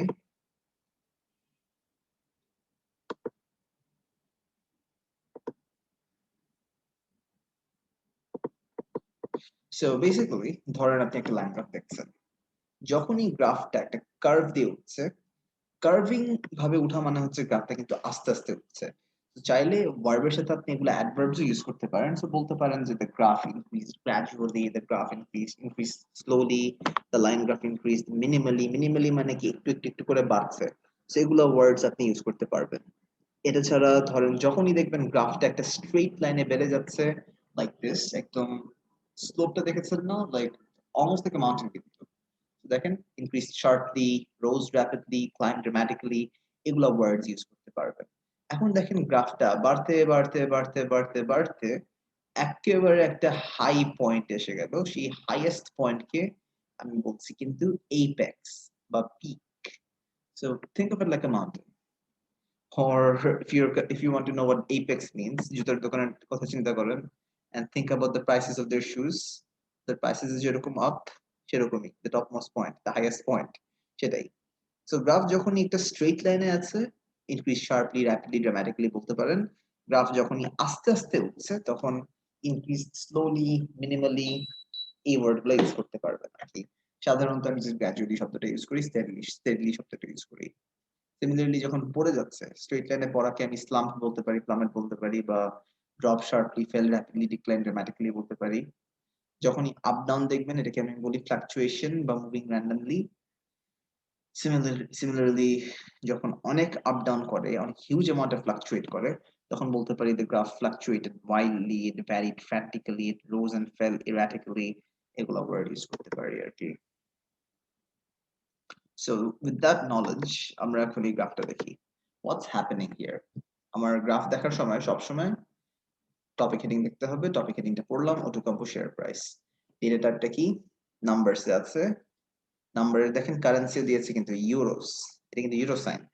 সাধারণত আপনাদের কারেন্সি তিনটা আসবে, সো এই তিনটা কারেন্সির সাইনটা খেয়াল রাখেন। ডলার সাইন তো সবাই জানেন, পাউন্ড সাইনটা it's a bit of a hassle কম্পিউটারে সিম্বল দিয়ে সাইনটা আনা, but you know the sign, F এর মতো একটা রেফ। অ্যান্ড পাউন্ড ছাড়া the third other currency is euro. এই তিনটা ছাড়া কিন্তু আর কোনো কারেন্সি আসবে না, সো লার্ন দেয়ার সাইন্স। সাধারণত রাইটিং টাস্কে ছবিতে দিয়ে দিবে, so this is a euro sign. Pound তো জানেনই, এফ এর মতো, এফ এর সাথে একটা রেফ। এটা আরেকজন এঁকে দিলেন, থ্যাংক ইউ ভেরি মাচ। বলার আগে এঁকে দিচ্ছেন, অনেক হেল্পফুল ছিল, thank you. You can move the sign please. আচ্ছা আমি ক্লিয়ার করে দিই সমস্যা নেই। সো পাউন্ড সাইন তো সবার ক্লিয়ার হয়েছে আই গেস। সো যা বললাম, সো এখন when you're doing this, so এগুলো বোঝার পর ডেটাটা কিসে আছে, বিকজ হয় কি মাঝে মাঝে সামটাইমস মনে হয় যদি মনে করেন পরীক্ষাটা খুব ইজি, অনেক এক্সাইটেড হয়ে লেখা শুরু করবেন, পরে দেখবেন বিশাল বড় একটা ফান্ডামেন্টাল মিস্টেক হয়েছে, যার ফলে পুরো মার্কটা গেল গা। মনে করেন এখানে পাউন্ড আছে বা ইউরো আছে, আপনি লিখবেন ডলার। তখন রিমেম্বার আমি কয়েকটা মার্কিং ক্রাইটেরিয়া বলেছিলাম, যেটাকে বলি টাস্ক রেসপন্স বা টাস্ক অ্যাচিভমেন্ট। যদি আমি এখানে ইউরোর জায়গায় ডলার লিখে দেই, সবই ঠিক আছে, কিন্তু টাস্ক ছিল ইউরোতে, আমি সেটা মানি নাই। And just because I'm a fan of dollars doesn't mean আমি জোর করে ডলার জোর করে সব জায়গায় পোস্ট করে ফেলতে পারবো, রাইট? সো এক্সামিনার ওই টাস্ক অ্যাচিভমেন্ট থেকে পুরা -2 করে দিবে। ধরেন আমি পেলাম 7, -2 মানে কি 5 হয়ে যাচ্ছে। এরকম একটা ভুল আমার কাজিন করেছিল recently, she gave her IELTS, সে লিসনিং এ 9 পাইছে, চমৎকার। রিডিং এ 7 পাইছে, এটাও চলে, খারাপ না। স্পিকিং এ পাইছে 7.5, good, it's good mark. Writing আমি যখন তার চেক করছি, আমি ওরা বলেছি রেডিলি সে 7.5 থেকে 8 পাবে না, 7 থেকে 7.5 পাবে। এখন পরীক্ষা দিচ্ছে, রাইটিং এ পাইছে 6.5। কাহিনী কি শুনলাম কোয়েশ্চেনে, ওর বার চার্টে 0.4, 0.6, 0.7, 0.8 আসছে। অতঃপরটা করছে কি 0.6 কে সে পুরো গ্রাফে 60%, 70%, 80% বলছে, and she is like, আমরা যখন চার্ট করি ইকোনমিক্স আমরা তো কনভার্ট করে ফেলি। And I'm like, bhai re bhai, question বলছে 0.4, the question does not want you to convert it. তো চিন্তা করছেন তার পুরো টাস্ক অ্যাচিভমেন্টে মার্কটা পায় নাই বলেই তার স্কোর হয়তো 7.5 আসার কথা ছিল, কমে আসলো 6.5 এ। সো রিমেম্বার এই জিনিসটা কিন্তু the easiest to overlook, but এটা যদি না খেয়াল করেন জাস্ট ফ্রি মার্কস কিন্তু হারা যাবে। So B very careful about that. Similarly, ask yourself কয়টা প্যারা ইউজ করবেন। এখানে দেখেন লাইন মাত্র একটা, so introduction, overview, one simple paragraph for the line graph. মনে করেন যদি আমার 2টা লাইন থাকতো তখন 2টা প্যারা, 3টা লাইন থাকলে 3টা প্যারা, সো ওভারঅল 5টা প্যারাগ্রাফ হয়ে যেত। আবার মনে করেন 5টা লাইন, 6টা লাইন, 7টা লাইন, if you have more than like 3 lines, obviously আমরা রাইটিং টাস্ক 1 কিন্তু 5টা প্যারাগ্রাফের বেশি ইউজ করি না। সো এই জন্য লেটস সে যদি মনে করেন 6টা লাইন, 7টা লাইন, 8টা লাইন যদি থাকতো, ইউজুয়ালি এত থাকে না, ম্যাক্সিমামই 4-5টা লাইনই থাকে। আর মনে করেন মোর দেন 3 লাইনস থাকলে combine the paragraphs, introduction, overview, line 1, line 2 একটা প্যারাগ্রাফে, লাইন 3, লাইন 4 আরেকটা প্যারাগ্রাফে। ডোন্ট ওয়ারি, আমি স্যাম্পল দেখাবো এগুলোর, সো চিন্তার কিছু নাই। সো এখানে কি বলছে, the line graph illustrates how the share price of a company named Outokumpu changed over a 5-year period. কিভাবে 5 বছরের সময় Outokumpuর শেয়ার প্রাইস চেঞ্জ হয়েছে। কিন্তু কমা দেওয়ার প্রয়োজন নাই ফর্মে, যদি এটাকে আমি ভেঙে একদম এখানে আনতাম তখন কমা দিতে হতো। এখন দেখেন আমরা যদি ভার্বকে আইডেন্টিফাই করি, the line graph subject, so let's just underline the verbs. Illustrates হচ্ছে verb, কি illustrate করছে, how কিন্তু একটা রিলেটিভ প্রোনাউন, সো how দিয়ে দেখেন আমি নতুন একটা সেন্টেন্স আনলাম, এটা কিন্তু একটা আরসি ছিল। এটা দেখেন যখনই আমরা সাধারণত সাবজেক্টের পর যখন ভার্বের সাথে একটা রিলেটিভ ক্লজ আনি, তখন কিন্তু একটা ফুল সেন্টেন্স দিয়ে তারপর মেইন অবজেক্টটা দিয়ে দেই। অ্যাকচুয়ালি যা হয় যখন এই ভার্বের পর রিলেটিভ ক্লজটা আনি, এই পুরো আরসিটাই কিন্তু অবজেক্ট হিসেবে কাজ করে। সো দেখেন এখানে কি বলুন তো, overall so the line graph illustrates, এখানে কিন্তু সেন্টেন্স শেষ হয়ে যাওয়ার কথা, কোনো অবজেক্ট নেই। সো এই অবজেক্টে কিন্তু পুরো রিলেটিভ ক্লজ যেটা দিয়ে নতুন সেন্টেন্স শুরু করেছি। সো কি বলছে কিভাবে how the share price of a company named Outokumpu changed over a 5-year period. কিভাবে 5 বছরের সময় অটোকম্পুর শেয়ার প্রাইসটা চেঞ্জ হয়েছে। Share price new subject of proposition a company. So পুরো জিনিসটাই কিন্তু সাবজেক্ট। নেমড মানে কি এটাকে নাম দেওয়া হয়েছে অটোকম্পু। চেঞ্জ হচ্ছে মেইন ভার্ব। সো খেয়াল করেন নেমড কিন্তু প্যাসিভ ভার্ব। এটা নাম দেওয়া হয়েছে, কে নাম দিয়েছে আমি জানি না কিন্তু। So the share price of Outokumpu, sorry, share price of a company যার নাম হচ্ছে অটোকম্পু। সেটাই বললাম which was named অটোকম্পু। আমরা জানি যখন এই প্যাসিভ ভার্ব দিয়ে কমপ্লেক্স সেন্টেন্স বানাই এই which was টা লুকায় রাখি। এজন্য named অটোকম্পু চেঞ্জড। এটাকে আরো সিম্পল ভাবে যদি বলতে চাইতেন তাহলে বলতে পারতেন the line graph illustrates how the share price of অটোকম্পু changed over a 5-year period. এটা বললেও কিন্তু হয়ে যেত। That would have been very easy. এরপরে দেখা যাচ্ছে ওভারভিউ দিচ্ছি। সো বললাম ওভারঅল। কি হলো ওভারভিউতে? The share price. So overview মানে হচ্ছে লাইন একবারে গ্রাফ দেখে আমি কি বুঝতে পারতেছি। সিমিলারলি যেভাবে বার চার্ট করেছিলাম, বার চার্ট করার সময় যখন দেখতাম লেটস সে একটা বার চার্ট যদি উপরে যায়, sorry using a track pad, so beard shapes গুলো খেয়াল করেন। সো যদি বার চার্ট উপরে যায় মানে কি গ্রাফটা উপরে যাচ্ছে। তো বলতাম কি ধরেন শেয়ার প্রাইস ওয়েন্ট আপ। যদি মনে করেন গ্রাফটা নিচে যাচ্ছে বলতে পারি the share price went down, মানে শেয়ার প্রাইসটা কমে আসছে। সিমিলারলি বলতে পারি যে গ্রাফের ট্রেন্ডটা বা এই ট্রেন্ড লাইনটা উপরে, সেটাকে বলতে পারি এটা আপওয়ার্ড ট্রেন্ড হয়েছে বা ডাউনওয়ার্ড ট্রেন্ড হয়েছে। বাট ইন দিস কেস কি হচ্ছে 10 থেকে 15 ইউরোস, এটা কত তাহলে 13 ইউরোস। 13 ইউরো থেকে বাড়লো, কমলো, বাড়লো, কমলো। এই কমা বাড়াকে কি বলে? উঠানামাকে কি বলে? গোয়িং আপ এন্ড ডাউন বা মুভিং আপ এন্ড ডাউন এর আরেকটা ওয়ার্ড হচ্ছে ফ্লাকচুয়েট করা। সো এটা আপ এন্ড ডাউন মুভ করে নেমে আবার কিন্তু বাড়া শুরু করলো, বাড়তে বাড়তে বাড়তে বাড়তে বাড়তে 30 উপরে চলে গেল। সো বাড়ার পর হোয়াট হ্যাপেন্ড? কমলো, বাড়লো, কমলো, বাড়লো, কমলো, বাড়লো, কমলো, বাড়লো। সো আমরা দেখছি অর্ধেক সময় কিন্তু অনেক ফ্লাকচুয়েশন হয়েছে বাট উপরে উঠেছে। এরপরে 2008 এর পরে একদম নোজ ডাইভ দিয়ে কমলো, উঠলো, আর একটা নোজ ডাইভ দিল, কমলো, বাড়লো, কমলো। সেই কমা বাড়াকে আমি ফ্লাকচুয়েশন বলতে পারি। কিভাবে ফ্লাকচুয়েট করেছে এটা অ্যাডভার্ব দিয়ে বুঝালাম, হেভিলি ফ্লাকচুয়েট করেছে। It fluctuated by a huge amount আর কি। সেই জন্য ওভারভিউ শুরু করার সময় বললাম ওভারঅল শেয়ার প্রাইসটা ফ্লাকচুয়েট যে করেছে, এটাই বলছি the share price fluctuated heavily over adverb the years. এই সময় প্রত্যেকটা বছরে throughout every year, each year, বছরের পর বছরে শেয়ার প্রাইসটা অনেক ফ্লাকচুয়েশন করেছে। এখন একটু গ্রামার দিয়ে আপনাদেরকে টর্চার করি।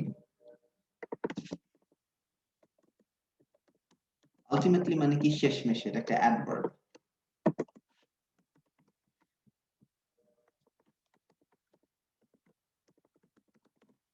So overall the share price subject, fluctuated past verb, heavily হচ্ছে adverb, over the years sentence শেষ। Ultimately adverbs, আমরা adverbs and preposition আমাদের subject verb analysis এ রাখি না। It মানে কি? It's a pronoun, মানে subject pronoun হচ্ছে it which functions as a noun. It faced মানে কি? ফেস করেছে, মোকাবেলা করেছে, মুখোমুখি করেছে, কিসের সাথে? With a decline. এটা একটা ডিক্লাইন হয়েছে, এটা একটা কমতি হয়েছে at the end of the period. I have two sentences over here. এখন এক্সামিনার সাহেব বলে ওভারভিউ কিন্তু একটা first glance statement. So overview সাধারণত আমরা একটা স্টেটমেন্টে রাখার চেষ্টা করব সবসময়। এটা ছাড়া আমরা যদি যত সিম্পল সেন্টেন্স অ্যাভয়েড করি তত আমাদের ভালো অবস্থা হবে। তো দেখছি আমরা ইনফরমেশন দুইটা, আমি দুটো জিনিস বলতে চাচ্ছি বিকজ ওভারভিউতে সাধারণত আমরা দুটো পিস অফ ইনফরমেশন দেই, আদারওয়াইজ ওভারভিউ অনেক স্মল হয়ে যায়, it's not comprehensive enough. So এখানে দেখেন আমি বলতে চাচ্ছি অটোকম্পোর শেয়ার প্রাইসটা বছরের পর বছর ফ্লাকচুয়েট করেছে, দ্যাটস ওয়ান ইনফরমেশন। কিন্তু শেষ মেশে এট দি এন্ড এটা একদম কমে গেছে, মানে বাড়ার পর ফ্লাকচুয়েট করার পর কমে গেছে, সেটাই বলতে চাচ্ছি। সো এটাকে মিলানোর জন্য চিন্তা করলাম দ্য শেয়ার প্রাইস একই জিনিস, সেটার বিনিময়ে আমি ইট লিখলাম। সো এখন দেখেন শেয়ার প্রাইস সিন্স একই জিনিস, আমরা এখানে সাবজেক্টটাকে বাদ দিয়ে which faced the decline বলতে পারি না, এই রিলেটিভ ক্লজের ফর্মটা এটা যে বলছি এটা বলার সাথে আলটিমেটলি যে ছিল, so which ultimately faced the decline at the end of the period. Verb, object, সাবজেক্টটাকে বাদ দিয়ে which আনলাম বিকজ আমার সাবজেক্ট একই। এটাই হচ্ছে আমার রিলেটিভ ক্লজের সেন্টেন্স ফর্মটা। এখন মাঝে মাঝে আমরা একটা কাজ করতে পারি।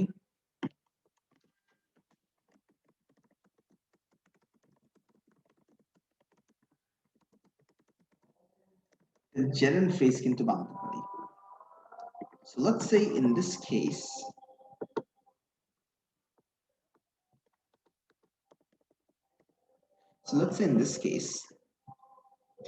gerund মানে কি?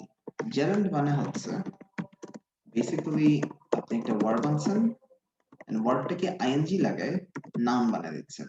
So the verb functions as a noun, কিন্তু এটার verb-এর meaning-টাকে cover করছে। এটাকে বলে gerund, মানে verbing করা বা verb ing করা। So এখানে the only way we can turn a verb into a gerund is through this. এখন দেখেন share price fluctuated heavily, it faced a decline. আমার share price and it are the common points. এই জন্য itটা কেটে which faced the decline দিয়ে একটা complex sentence বানায় ফেললাম. I linked the sentences. So এখন আপনার চয়েস, এটাকে যদি আপনি which ফর্মে রাখতে চান রাখতে পারেন। যদি মনে করেন আপনি আরেকটা স্টাইল বা আরেকটা ভ্যারিয়েশন আনতে চাচ্ছেন, এই ওয়ার্ডটাকেই ing করে দেন। এখন এটা ক্লিয়ার হয়েছে? যতগুলা রাইটিং এর স্টাইল আছে, যতগুলা স্ট্র্যাটেজিস আছে, যতগুলা ভ্যারিয়েশন আছে, সবগুলো কিন্তু এখানে আমি দিয়ে দিলাম। So basically subject or object এর সাথে একটা gerund plus object দিচ্ছি। এই gerund এর আগে কিন্তু সবসময় কমা থাকতে হবে।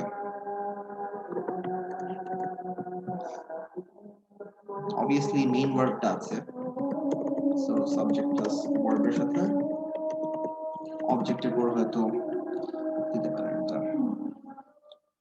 So এটা হচ্ছে gerund phrase. So this is the formula যা করলাম, facing a decline at the end of the period. Clear সবাই? এখন গ্রাফটা আমরা শেষ করে ফেলি, তারপর let's just finish this graph, তারপর একটা ব্রেক দিব, তারপর আমরা লাইন গ্রাফের যতগুলো ভ্যারিয়েশন আছে সবগুলো দেখে ফেলবো। So we will be done with line graphs very soon. But তার আগে গ্রামারটা ঠিক করতে হবে আমাদের, সেজন্য এই gerund phrase টা বুঝাই দিলাম। এখন according to the graph reference আনলাম। আচ্ছা, আজানটা শেষ হলে তারপর আমি কন্টিনিউ করি, মসজিদ পাশেই তো।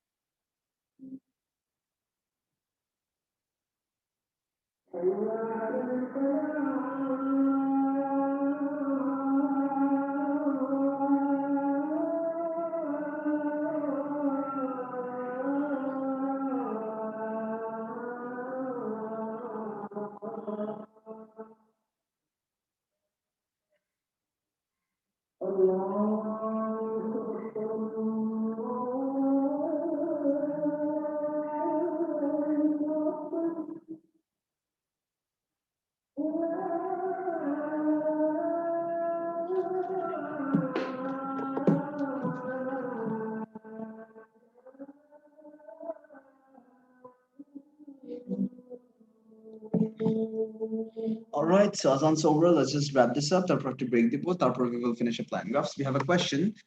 ছোট কালে আমরা fanboys এর কম হাত তো দিতাম না, এখন তো conjunction এর আগে before always কমা দিব। আচ্ছা আপু, এটার রুলটা একটা জিনিস খেয়াল রাখতে হবে কি, যখনই আমরা দুইটা sentences combine করছি, whenever I'm combining two sentences together, sentence মানে কি, সাবজেক্ট ভার্ব অবজেক্ট দুইটা সেন্টেন্সে আছে, তখনই কমাটা দিচ্ছি। ধরেন আমি একটা সিম্পল কথা বলি, ধরেন আমি বললাম I went to the wedding, it's winter, you know, wedding season চলতেছে, dropped the gifts, I ate, I went home. কয়টা সেন্টেন্স? চারটা।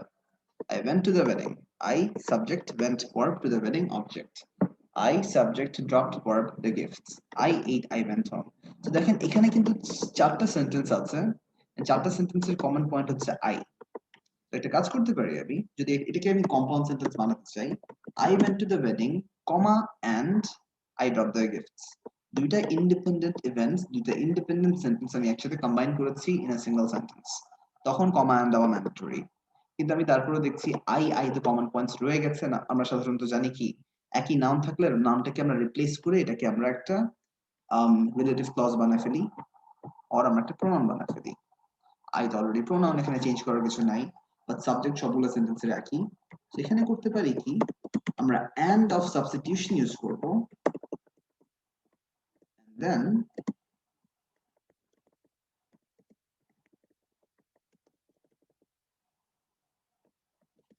কমাস দিয়ে সবগুলা কি করলাম, I went to the wedding, পরের সেন্টেন্স ছিল I dropped the gifts। যদি জাস্ট দুইটা সেন্টেন্স থাকতো আর কিছু থাকতো না, তাহলে বলতাম I went to the wedding and dropped the gifts, কোনো সাবজেক্ট নাই। সিন্স সাবজেক্ট নাই, এটা ইন্ডিপেন্ডেন্ট সেন্টেন্স না, এই জন্য আমরা and দিয়ে সেন্টেন্সকে যুক্ত করেছি। সিমিলারলি এখানে চারটা ইভেন্ট ছিল, দেখেন went to the wedding, dropped the gifts, ate। So এগুলা সেন্টেন্স কিন্তু অরিজিনালি I দিয়ে শুরু হয়েছে, সিন্স আমি আইটাকে অমিট করেছি, চেঞ্জ করে ফেললাম এগুলোকে, লাস্ট কাজে and went home, last return and বলেছি। That's how it works. So এখানে কিন্তু আমি নতুন একটা সেন্টেন্স বানাই নাই, এই জন্য এখানে কমাটা বসবে না। কমাটা বসছে যখনই আমি দুটো সেন্টেন্স যুক্ত করছি, and both sentence must have a subject verb object। মনে করেন এটা I went to the wedding, I dropped the gifts, I common, to the wedding and dropped the gifts। আর অনেকগুলো এরকম সিচুয়েশন থাকলে তখন আমরা মাল্টিপল কমাস দেই, কিন্তু and এর আগে কমাটা দিব না আমরা, just to indicate two separate sentences are not being joined। এটা আইটা কিন্তু কমন পয়েন্ট, এটাকে বলা হয় এন্ড অফ সাবস্টিটিউশন। এটা কিন্তু আমাদের এই অ্যানালিসিসে পড়ছে না, that's not a compound sentence, ওটা কমপ্লেক্সের মধ্যেই পড়ছে বিকজ আরেকটা ক্লজ ইজ বিং জয়েন্ড, ওটা হচ্ছে end of substitution, not a fanboy sentence. Alright, এই কমন পয়েন্টগুলো যদি ক্লিয়ার থাকে তাহলে দেখবেন গ্রামারের বা পাংচুয়েশনে কিন্তু কখনো আপনার ভুল হবে না। You might have another question, আমরা মাঝে মাঝে এই হু এর which-এর আগে কমা দেই, মাঝে মাঝে কমা দেই না। এখানে কমা দিয়েছি বিকজ এখানে কিন্তু জেরান্ড ফর্মটা ইউজ করেছি। অ্যাকর্ডিং টু দ্য গ্রাফ থেকে যে ইনফরমেশন পাচ্ছি, স্টার্টিং পয়েন্ট থেকে শুরু করলাম, বিকজ আমরা যখনই বডি প্যারাগ্রাফ লিখছি এগুলার স্টার্টিং পয়েন্টের সংখ্যা দেই, শেপ চেঞ্জেস এর আপ ডাউন ভ্যালুসটা বলি, হাইয়েস্ট পয়েন্ট লোয়েস্ট পয়েন্ট বলে এন্ডিং পয়েন্ট দিয়ে শেষ করে দেই।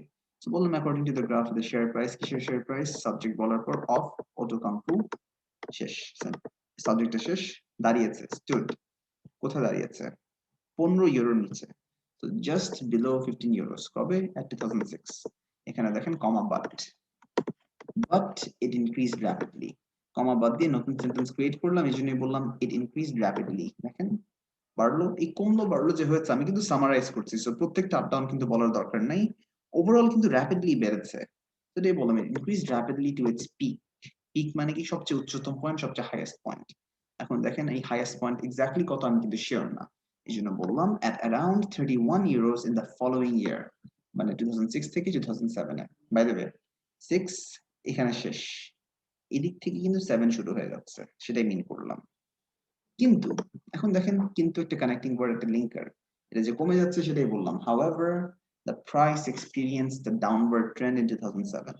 দেখেন এখানে যে কমলো, বাড়লো আবার কমলো, বাড়লো আবার কমলো, বাড়লো আবার কমলো, এই আপ ডাউন কনস্ট্যান্ট ওঠানামাকে বলি আমরা একটা ট্রেন্ড। তো গ্রাফের ট্রেন্ডটা কি, নিচে গেছে, তো এটা যে ডাউনওয়ার্ড ট্রেন্ড হয়েছে সেটা বললাম।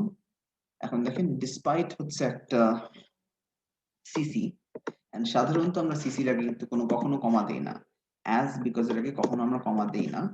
এখন ব্যাপারটা হচ্ছে আমি এখানে দুইটা সিসি ইউজ করেছি, ডিসপাইট ইউজ করছি, অ্যাজও ইউজ করছি, মানে আমি একটা কমপ্লেক্স সেন্টেন্সের চেইন বানিয়েছি এসেনশিয়ালি। তো কিন্তু the price experience downward trend in 2007 sentence 1, এর সত্ত্বেও অনেকগুলো ফ্লাকচুয়েশন হয়েছে, অনেকগুলো ফ্লাকচুয়েশন হওয়ার সত্ত্বেও বেসিক্যালি যদি আমি let me just break this down for you, simple করে ভেঙে দিই, তারপরে এটা বুঝে আমি মাল্টিপ্লাই ব্রেকটা দিচ্ছি। Price experienced a downward trend in 2007 sentence 1. Sentence 2 হচ্ছে go এর past tense কি, I go, I went, R gerund কি, go এর সাথে ing, so going. So I have three sentences over here. Common কি, the price, the price, the price. So কি করতে পারি, the price which went through, the price experienced the downward trend. এখন আমি বলতে চাচ্ছি এর সত্ত্বেও, despite went numerous fluctuations, অনেকগুলো ফ্লাকচুয়েশন হয়েছে, অনেকগুলো আপস এন্ড ডাউনস হওয়ার শর্তেও।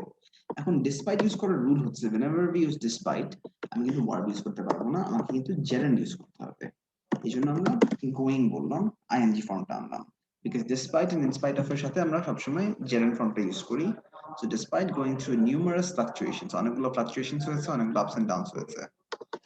কিভাবে, কেমনে, কারণ as it fell from its peak, এটার হাইয়েস্ট পয়েন্ট থেকে কমে এসে roughly 21 euros এ থামলো at the beginning of 2008। So দেখেন তিনটা সেন্টেন্স একসাথে জয়েন করলাম।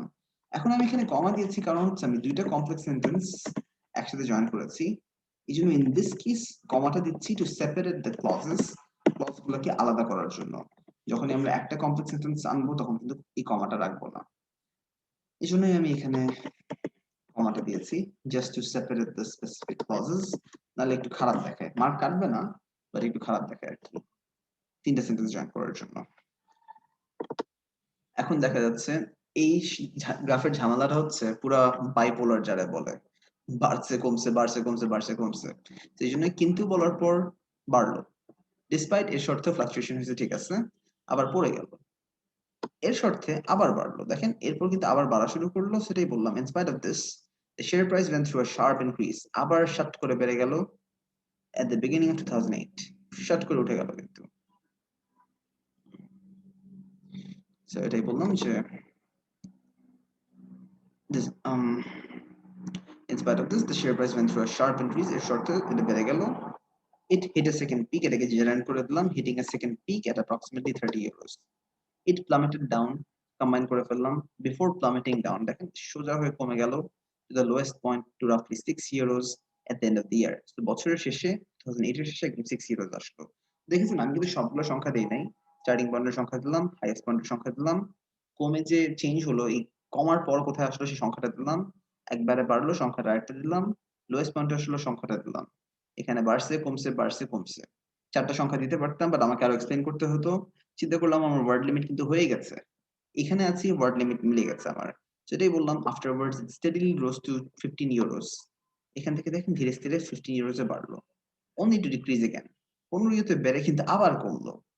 এন্ড এই জিনিসটা কিন্তু রিপিট হচ্ছে, যখন এই লাইন গ্রাফের প্যাটার্নস রিপিট হয় আমি বলতে পারি these frequent ups and downs continued until the end of 2010, এই আপস এন্ড ডাউনস এন্ড আপস কনস্ট্যান্টলি হতেই থাকতো 2010 পর্যন্ত, যখন when the cost of a single share was priced at around 13 euros.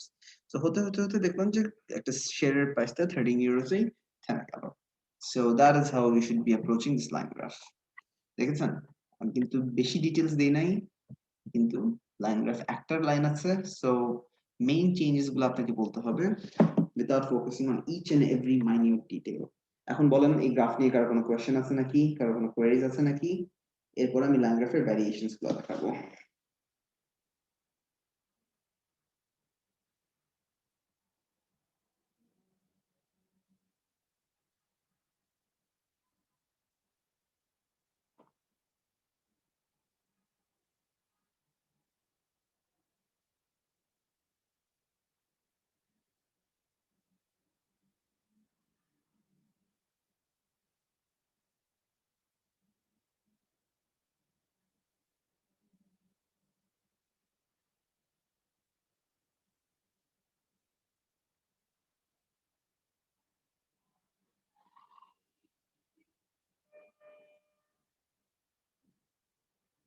Alright, তাহলে আই গেস কারো কোনো কোয়েশ্চেনস বা কোয়েরিজ নাই। ঠিক আছে, so let's just take a quick break. Remember আমাদের ক্লাস কিন্তু 4:30 শুরু হয়েছে, সো আজকে আমরা মিনিমাম 6:15 6:20 তে ক্লাসটা শেষ করব। So let's just have a very quick break and then আমরা একটানা 30 মিনিটস কন্টিনিউ করব। যাদের নামাজ পড়া নামাজটা পড়ে নিন। লেটস জাস্ট স্টার্ট বাই 6 ও বলবো না, around 5:58 5:57 এ শুরু করি। হ্যাঁ, টাইম সিরিজও কিন্তু আপু বেশ সিম্পল। আসলে কি আমি বার শেফের যতগুলা টাইম সিরিজ দেখিয়েছি সেখানে আপনার মাল্টিপল বার্স থাকে। এইজন্যই অনেক ডিফিকাল্ট। মনে করেন আমরা সোফার যতগুলা টাইম সিরিজ করেছি, জাস্ট থিংক যে হোয়াট ইফ বার মাত্র একটা থাকতো। ধরেন এখানে বার একটা, জাস্ট একটা বার। এটাকে যদি ল্যাঙ্গাফে কনভার্ট করি, উপরে উঠছে জাস্ট ওয়ান। সেভাবেই করে ইনফরমেশনটা আসতো। মনে করেন এখানে আইবিএম ছাড়া কিচ্ছু নাই, we would have one line, বা মাইক্রোসফট ছাড়া কিছু নাই, we would just have one line. এটাই। Thanks in advance. Basically by the way এবার থেকে আমি ক্লাস অ্যাকচুয়ালি শুরু করব 4:15 থেকে 4:20 এর দিকে। So let's say 4:15 I will turn on my Zoom and get ready. Class শুরু হতে 4:20 হয়ে যাবে। So এবার থেকে আমাদের ক্লাস টাইমিং হচ্ছে 4:20 থেকে 6:20, which is actually Mentor's official time for offline classes as well. So এটা একটু খেয়াল রাখেন সবাই। আর ছুটি তো আজকে হয়তো 6:15 দিকে 6:15 6:20 এরকমই দিব। So let's just have a very quick break for Maghrib, যাদের নামাজ পড়ার নামাজটা পড়ে নেন, তারপর let's continue. আমি আরো কয়েকটা গ্রাফের স্যাম্পলস দেখাবো আর কি। So far তো I guess মেইন টেকঅ্যাওয়েজ আজকের ক্লাসের গ্রামারটা বুঝতে পেরেছেন, গ্রাফের স্ট্রাকচারটা বুঝতে পেরেছেন। সবসময় খেয়াল রাখবেন স্টার্টিং ভ্যালু এন্ডিং ভ্যালুটা দিতে হবে। হাইয়েস্ট লোয়েস্ট আর my main focuses. Shape changes and ট্রেন্ডসটা বলা উচিত আর কি। That being said, after the namaz break, we will discuss this one. So let's just take a very short break.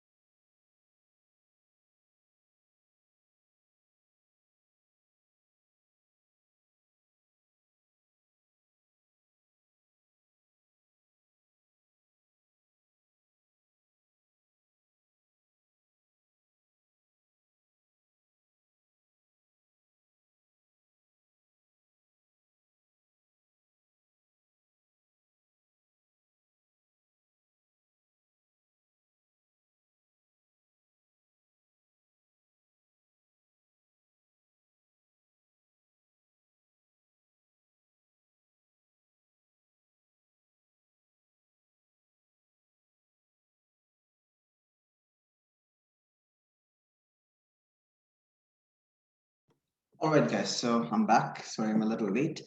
Okay, so basically, so far, আপনারা যে line graph একটু আগে দেখলেন, that was basically a single line graph.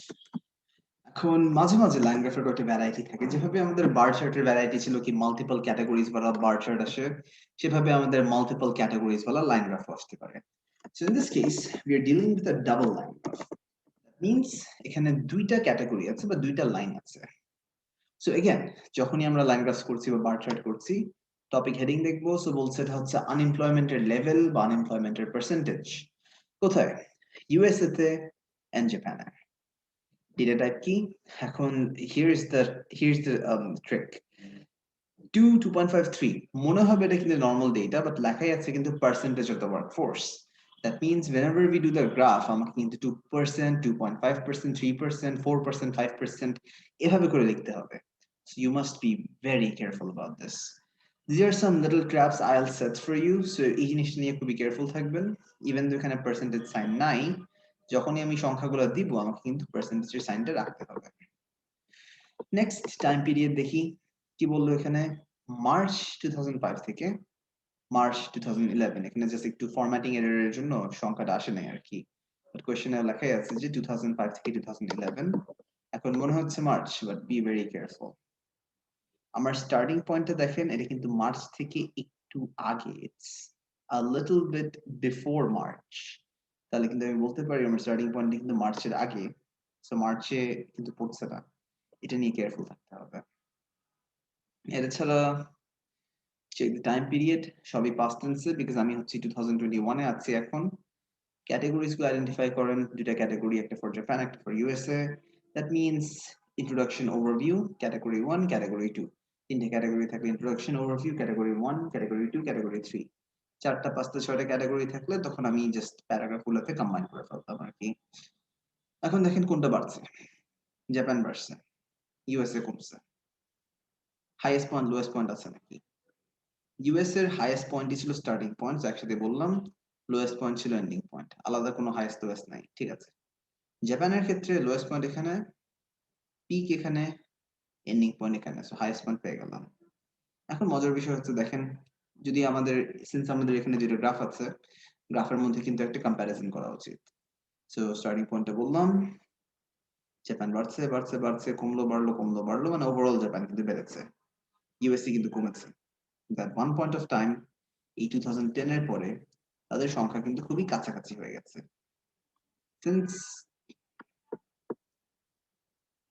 Since Japan and US এর সংখ্যা মিলে যাচ্ছে বা কাছাকাছি হয়ে যাচ্ছে বা কাছে লেগে আসছে, এটাকে আমরা বলতে পারি একটা বেড়েছে একটা কমেছে, and at one point of time they became the same.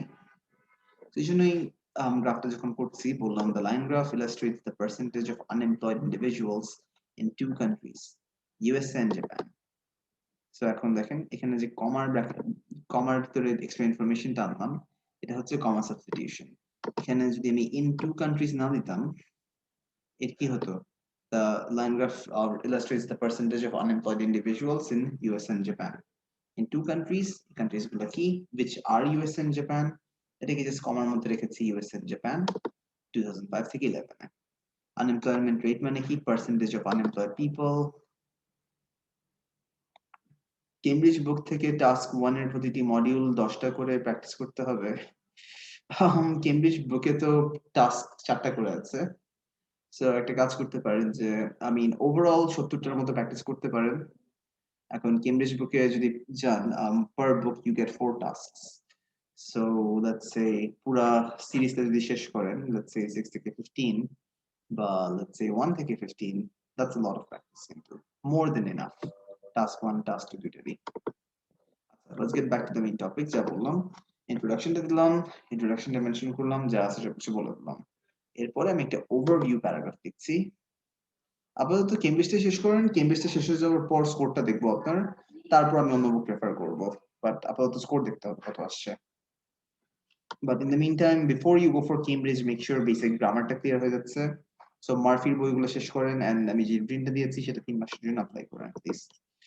আচ্ছা, সো এরপর কি হচ্ছে, ওভারভিউ দিচ্ছি। সো ওভারঅল জাপানের রেটটা যে বাড়লো, Japan's rate increased over the years while দিয়ে আমি দুটো সেন্টেন্স কম্বাইন করছি। So while the rate of USA despite having numerous fluctuations. অনেকগুলা fluctuations এর সত্ত্বেও decline করেছে until it intersected with Japan's figure. যখন আমি overview দিচ্ছি remember line 1 line 2 তে কি হচ্ছে একটা উপরে গেছে একটা নিচে গেছে সেটা বললেই কিন্তু হয়ে যাচ্ছে সেটাই বললাম একজনের রেট বাড়লো আরেকজনের রেট ফ্লাকচুয়েশনের হওয়া সত্ত্বেও কমে গেল and কমে at one point the intersect করলো সেজন্য until দিয়ে until আর একটা সিসি বললাম it intersected with Japan's figure at the end of the period. So সময়ের শেষে এটা intersect করে মিলে গেল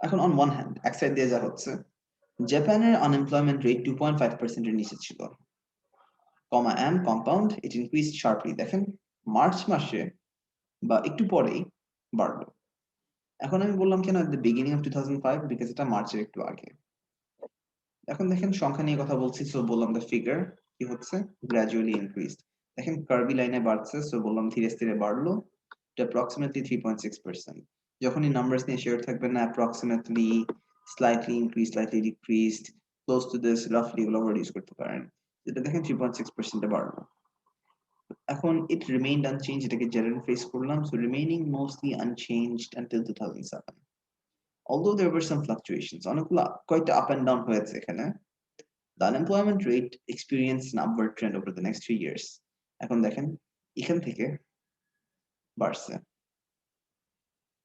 কমলো বাড়লো কমলো বাড়লো বাড়লো এখন সিন্স আমার ওয়ার্ড লিমিট অলমোস্ট মিট হয়ে যাচ্ছে শর্টকাট মারলাম সো বললাম অনেকগুলো বেশ কয়েকটা ফ্লাকচুয়েশন হয়েছে আনএমপ্লয়মেন্ট রেট একটা আপওয়ার্ড ট্রেন্ড এক্সপেরিয়েন্স করেছে নেক্সট 3 বছরে gerund hitting a peak it hit a peak কি বললাম পিকের সাথে বাড়ি খেয়েছে আর কি it reached a peak hitting a peak একই জিনিস at roughly 5.1% before stabilizing at the gerund at the 5% mark in 2011 উঠলো বাড়লো পিকে আসলো তারপর স্টেবিলাইজ হয়ে থেমে গেল সেটাই বললাম এখন উল্টা দিক দিয়ে দেখেন ইউএস এর কি হচ্ছে 7% ছিল কমলো বাড়লো decreased increased decreased increased decreased increased এই কি বলা যায় 2005 থেকে 7 এ কমেছে it decreased with many fluctuations বা 2005 থেকে 7 এ কমেছে with a downward trend এটাই বললাম USS figure was at its highest point বললাম যে এখানে হাইয়েস্ট ছিল 7% এর নিচে in 2005 simple sentence use করলাম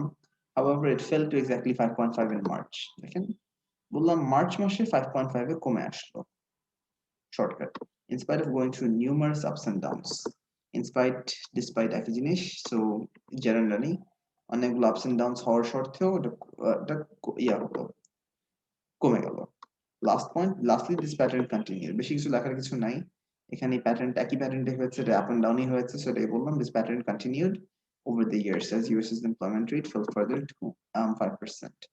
So আরো 5% কমে আসলো সেটাই বললাম এখন খেয়াল করেন this pattern continued বলতে পারেন যদি মনে করেন লাইন গ্রাফটা পুরোপুরি রিপিট হচ্ছে the line graph is repetitive এই জিনিসটা আরেকবার বলতে পারেন so এটা দিয়ে লাস্টলি দিয়ে লাস্ট পয়েন্ট দিয়ে শেষ বিকজ টাস্ক পয়েন্টের কোনো কোনো এন্ডিং এর প্রয়োজন নাই দেখেন গ্রাফের সাথে কম্পেয়ার করে বাড়লো কমলো কিভাবে স্টার্টিং পয়েন্টটা দিয়েছি কিভাবে এন্ডিং পয়েন্টটা দিয়েছি এর মাঝখানের ইনফরমেশনটা যদি মনে করি যে it's going up and down all the time I am just skipping it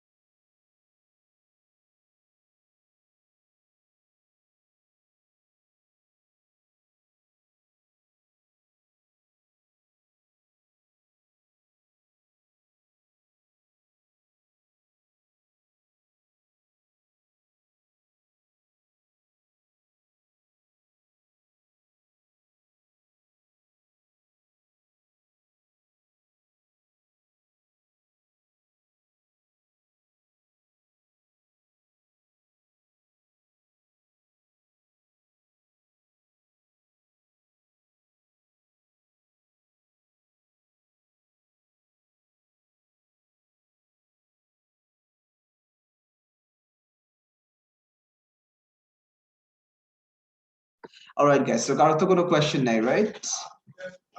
So line graph I think সবার ভালোই লেগেছে. Line graph is the more easier one than the bar charts or anything because just গ্রাফের শেপটা ধরেই আপনাকে গ্রাফের ডেসক্রিপশনটা দিতে হবে আর কি। এটা ছাড়া I would like to show you guys more line graphs. We have some time because আমাদের time তো আগের মতো নাই। 4:30 থেকে 6:30 এখন, so let's just finish this one and তারপর ক্লাসটা শেষ করে ফেলি। এই লাইন গ্রাফটা কাইন্ডলি দেখেন, এটাকে আমরা বলি multiple line graph. But before that I am assuming সবাই বুঝতে পেরেছেন, এই জন্য একটু টাইম দিলাম গ্রাফটা পড়ার জন্য আরেকবার, and I guess everyone got this right. Perfect. So এখানে কি হচ্ছে, renewable energy total consumption and major sources 1949 থেকে 2008 পর্যন্ত. So basically what's happening is this: 50, 60, 70, 80, 90, 2000. So 49 কিভাবে বুঝবো আমরা? First দাগটা 49, 10 years, 10 year, 10 year, 10 year, 10 year, 2000, 1, 2, 3, 4, 5, 6, 7, 8 এভাবে করে বুঝতে হবে কিন্তু দাগগুলো দিয়ে। Units and data type খেয়াল রাখি আমরা। BTU একটা, I think এটা engineering term and I'm personally not an engineer and আমার actually physics এর side এ একদম zero idea. Physics, electrical engineering আমার কোনো idea নাই। And rightly so, let's say writing task যখন করছেন, you're not supposed to have specialist knowledge. এখানে BTU দেখছেন, ইউনিটটা just 2 quadrillion BTU, 4 quadrillion BTU, এত quadrillion BTU, ইনফরমেশনটা just বসায় দিয়ে আর কিছু লাগবে না। এখন ঝামেলা হচ্ছে আমার লাইন কয়টা, 1 2 3 4 চারটা লাইন, এন্ড এগুলোর টোটাল দিয়ে আরেকটা লাইন দিয়েছে, হেন্স পাঁচটা প্যারাগ্রাফ করা তো obviously feasible না, because introduction, overview plus 5 body paragraphs means 7 total paragraphs. Task মানে ম্যাক্সিমাম আমরা 5টা প্যারাগ্রাফ রাখতে পারি, not more than that. Essentially 4টা প্যারাগ্রাফ হচ্ছে আইডিয়াল। তো আমি যা করব এখানে, হাইড্রোইলেকট্রিক এন্ড উড প্রথমে ডিসকাস করব in one paragraph, biofuels and wind আরেকটা প্যারাগ্রাফ, এন্ড এটার সাথে টোটাল মিলাই দিব। তো যা হচ্ছে কি বুঝলাম, সাধারণত এনার্জি কনজাম্পশন কোনটার বেশি, হাইড্রো ইলেকট্রিকটাই কিন্তু সবচেয়ে বেশি, এরপর আসছে উড বেসড এনার্জি, লাস্টের দিকে দেখা যাচ্ছে উইন্ড বেসড এন্ড বায়োফিউলের কনজাম্পশন কম, এন্ড এগুলো চালু হয়েছে কবে থেকে, 81 থেকে। Today বললাম overall the usage of hydroelectric power had become the highest by the end of the period, comma, and this was followed by wood based sources, biofuels and wind energy. কি অবস্থা, which is called diagram. একই জিনিসই আপু, diagram chart একই জিনিসই, graph diagram chart একই জিনিসই। আপনি diagram বলতে পারেন to be on the safe side because everything's a diagram. এটা ছাড়া আপনি গ্রাফও, সাধারণত গ্রাফ আর চার্টে সংখ্যা থাকে, ডায়াগ্রামস এর সংখ্যা থাকতে পারে, নাও থাকতে পারে আর কি। তো আপনি সাধারণত যেরকম সংখ্যা থাকলে আমি গ্রাফ বা চার্ট বলি, সংখ্যা না থাকলে আমি ডায়াগ্রাম বলি, দ্যাটস হাউ আই ফলো। আচ্ছা, সো এখানে ওভারভিউটা দিলাম, ওভারভিউটা দেওয়ার পর as seen from the graph, wood base দিয়ে শুরু করলাম, এন্ড হাইড্রো, দেখেন উড এন্ড হাইড্রোর কিন্তু সংখ্যা অলমোস্ট একই ছিল, সেটাই, the consumption of wood and hydroelectric power was below 2 quadrillion BTU in 1949. Starting পয়েন্টে দিয়ে দিলাম, সিন্স দুটো একসাথে আছে একসাথে মিলাই দিলাম। উডের কি হলো, the usage of wood based energy remained more or less constant. এখন হালকা করে একটু যে কমেছে, বেশি কিন্তু চেঞ্জ হয় নাই, মোস্টলি কিন্তু এটা আপ ডাউনই হয়েছে, সেটা কি বললাম, more or less constant until 1975, comma, and it increased at a gradual pace. এখন দেখেন এটা ধীরে ধীরে যে বাড়লো as it reached a peak. Peak হওয়ার পর কি হলো, declined slightly to roughly at a BTU despite some fluctuations in 2008. So দেখেছেন কমলো, বাড়লো, আপ ডাউন করতে করতে করতে লাস্ট পয়েন্টে কমলো। জাস্ট 3টা পয়েন্ট আমি দিয়েছি because I have so much information to deal with. On the other hand, আমি একটা comparison করছি, so বলছি hydroelectric power had an upward trend even though its consumption had many ups and downs. Hydroelectricity অনেক ups and downs হয়েছে, the overall গ্রাফটা কিন্তু উপরে গিয়েছে, এটাই বললাম it had an upward trend. কেন, as its usage reached at around 2 quadrillion, 2.3 quadrillion BTUs, সংখ্যাটা শেষ। দেখেন বাড়লো, কমলো, বাড়লো, কমলো, বাড়লো, কমলো, বাড়লো, কমতে কমতে কমতে লাস্টে বাড়ছেই তো, সেটাই বললাম, লাস্ট পয়েন্টে ফোকাস করলাম, ট্রেন্ড দিয়ে শর্টকাট মারলাম, জাস্ট শর্টকাটস। এর সাথে বায়োফিল এন্ড উইন্ডের কনজাম্পশন শুরু হয়েছে 81 থেকে, সেটা বললাম, এন্ড তাদের ইউসেজটা স্টেডি ছিল at around 0.25 quadrillion BTU, বেশি না, দেখেন এই 0.25 এর কাছাকাছি, এটা যদি 2 হয়, এই পজিশন হচ্ছে 1, দ্যাট মিন্স এটা কি 0.25, 1988 পর্যন্ত 0.25 ছিল। এখন দুইটা আমি একবারই বলছি বিকজ একই জিনিসই হচ্ছে, so both had an upward trend, their usage standing at around 1 and 0.5 respectively. শেষ। এখন টোটাল মানে কি সবগুলা মিলাই কত হয়েছে সিন্স এটা টোটাল জিনিস আমি লাস্ট পয়েন্টে বললাম এটা বোঝা যাচ্ছে যে total energy consumption stood around 3 quadrillion BTU আমি কোয়াড্রিলিয়ন লিখতে টায়ার্ড হয়ে গেছি আসলে এই জন্য আমি কিউ বিটিইউ লিখেছি আপনারা লেখার সময় কিন্তু কোয়াড্রিলিয়ন বিটিইউ লিখবেন শর্টকাটটা মারতে যান না এখানে সো আমি জাস্ট স্যাম্পলের জন্য কিউ বিটিইউস লিখেছিলাম সেখানে দেখেন কি হচ্ছে টোটালটা এখান থেকে স্ট্রেট বাড়লো কমলো বাড়লো বাড়লো কমলো বাড়লো কমলো বাড়লো কমতে বাড়তে এটাই আপ ডাউন করতে থাকলো তো বললাম টোটাল এনার্জি কনসাম্পশন এত এন্ড ওভারঅল এটা যে বেড়েছে লাস্টলি যে ওভারঅল যা বেড়েছে সেটাই আমার মেইন ফোকাসটা ছিল সেই টোটালের কমা বাড়াটা এত মেইন ফোকাস না আমার বিকজ এগুলোকে যোগ করলেই তো আমাদের কনজাম্পশনটা বলতে পারি আর কি তাহলে বলতে পারেন যে এটা ফ্লাকচুয়েট করেছে but that's not that important so this are the line graph single line আসে ডাবল লাইন আসে মাল্টিপল লাইন আসে আই হোপ বুঝতে পেরেছেন ইনফরমেশনটা কিভাবে আপনারা গুছাবেন কিভাবে অর্গানাইজ করে লিখবেন এখন বলেন কারো কোনো কোয়েশ্চেনস আছে কিনা বা কারো কোনো কোয়েরিজ আছে কিনা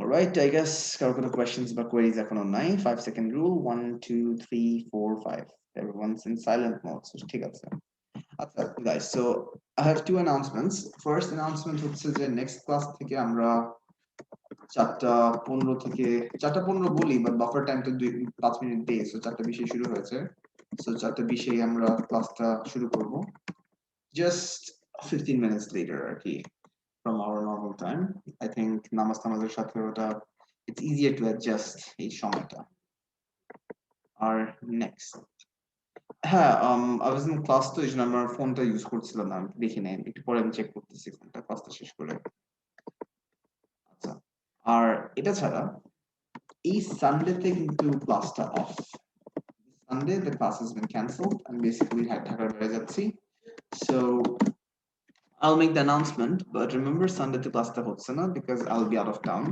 আপনাদের মেসেঞ্জার গ্রুপে এটা বলে দিন কাইন্ডলি so next class হচ্ছে আমাদের টিউসডেতে and টিউসডেতে আমরা আরো অ্যাডভান্সড রাইটিং টেকনিক্স and বলতে পারেন আরো একটা কোশ্চেন আছে লাইক টেবল কমপ্লিশন and আরেকটা ভ্যারিয়েশন আছে যেটাকে বলা হয় মাল্টিপল ডায়াগ্রামস সেগুলা কোশ্চেন টাইপস দেখবো so do let me know no problem so do let me know and জানাবো না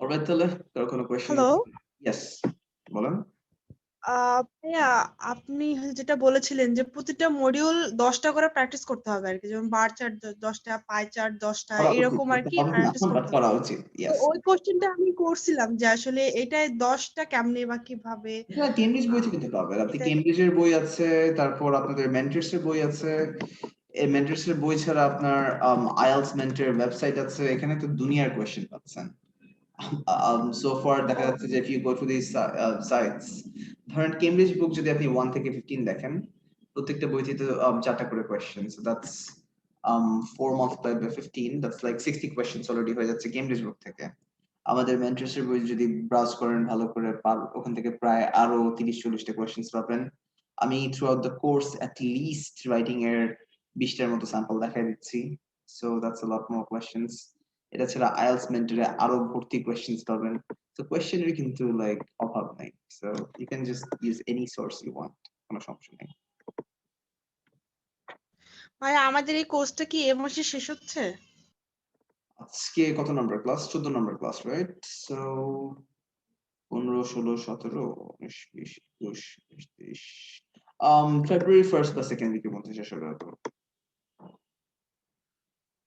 বলতে পারেন যে মক টেস্ট দেওয়া শুরু করতে পারেন by the time you finish the month because let's say writing task ওয়ানের আরো 3টা ক্লাস নেব 3টা ক্লাস নেওয়ার পর আমরা লিসেনিং এ চলে যাব listening we will have 4 classes listening এর 4টা ক্লাসের পর আমাদের টাস্ক 2 শুরু করতে হবে টাস্ক 2 শুরু করার পর আমরা কয়েকটা সেই রিভিশন ক্লাসেস করব অন রিডিং তারপর যতগুলা মডিউলস বাকি আছে সেগুলোর উপর রিভিশন করে আল মেক শিওর সবার প্রিপারেশন ম্যাটেরিয়ালস রেডি যা ম্যাটেরিয়ালস করার যেগুলো বাসায় করে করে ডেভেলপমেন্ট করতে পারবেন সেগুলো সব রেডি এন্ড তারপর all in the course by the first week of February hopefully first week at max second week পর্যন্ত স্ট্রেচ হবে ততক্ষণে শেষ হয়ে যাবে ওকে ভাইয়া thank you okay you welcome আচ্ছা একটু পরে মেসেঞ্জার চেক করতেছি যারা মেসেঞ্জারে নক দিয়েছেন এটা ছাড়া তো আজকের জন্য we are done so thank you very much and have a nice weekend তাহলে I'll be seeing you guys on, then more like I'll be hearing from you guys because কারোর দেখা হয় না,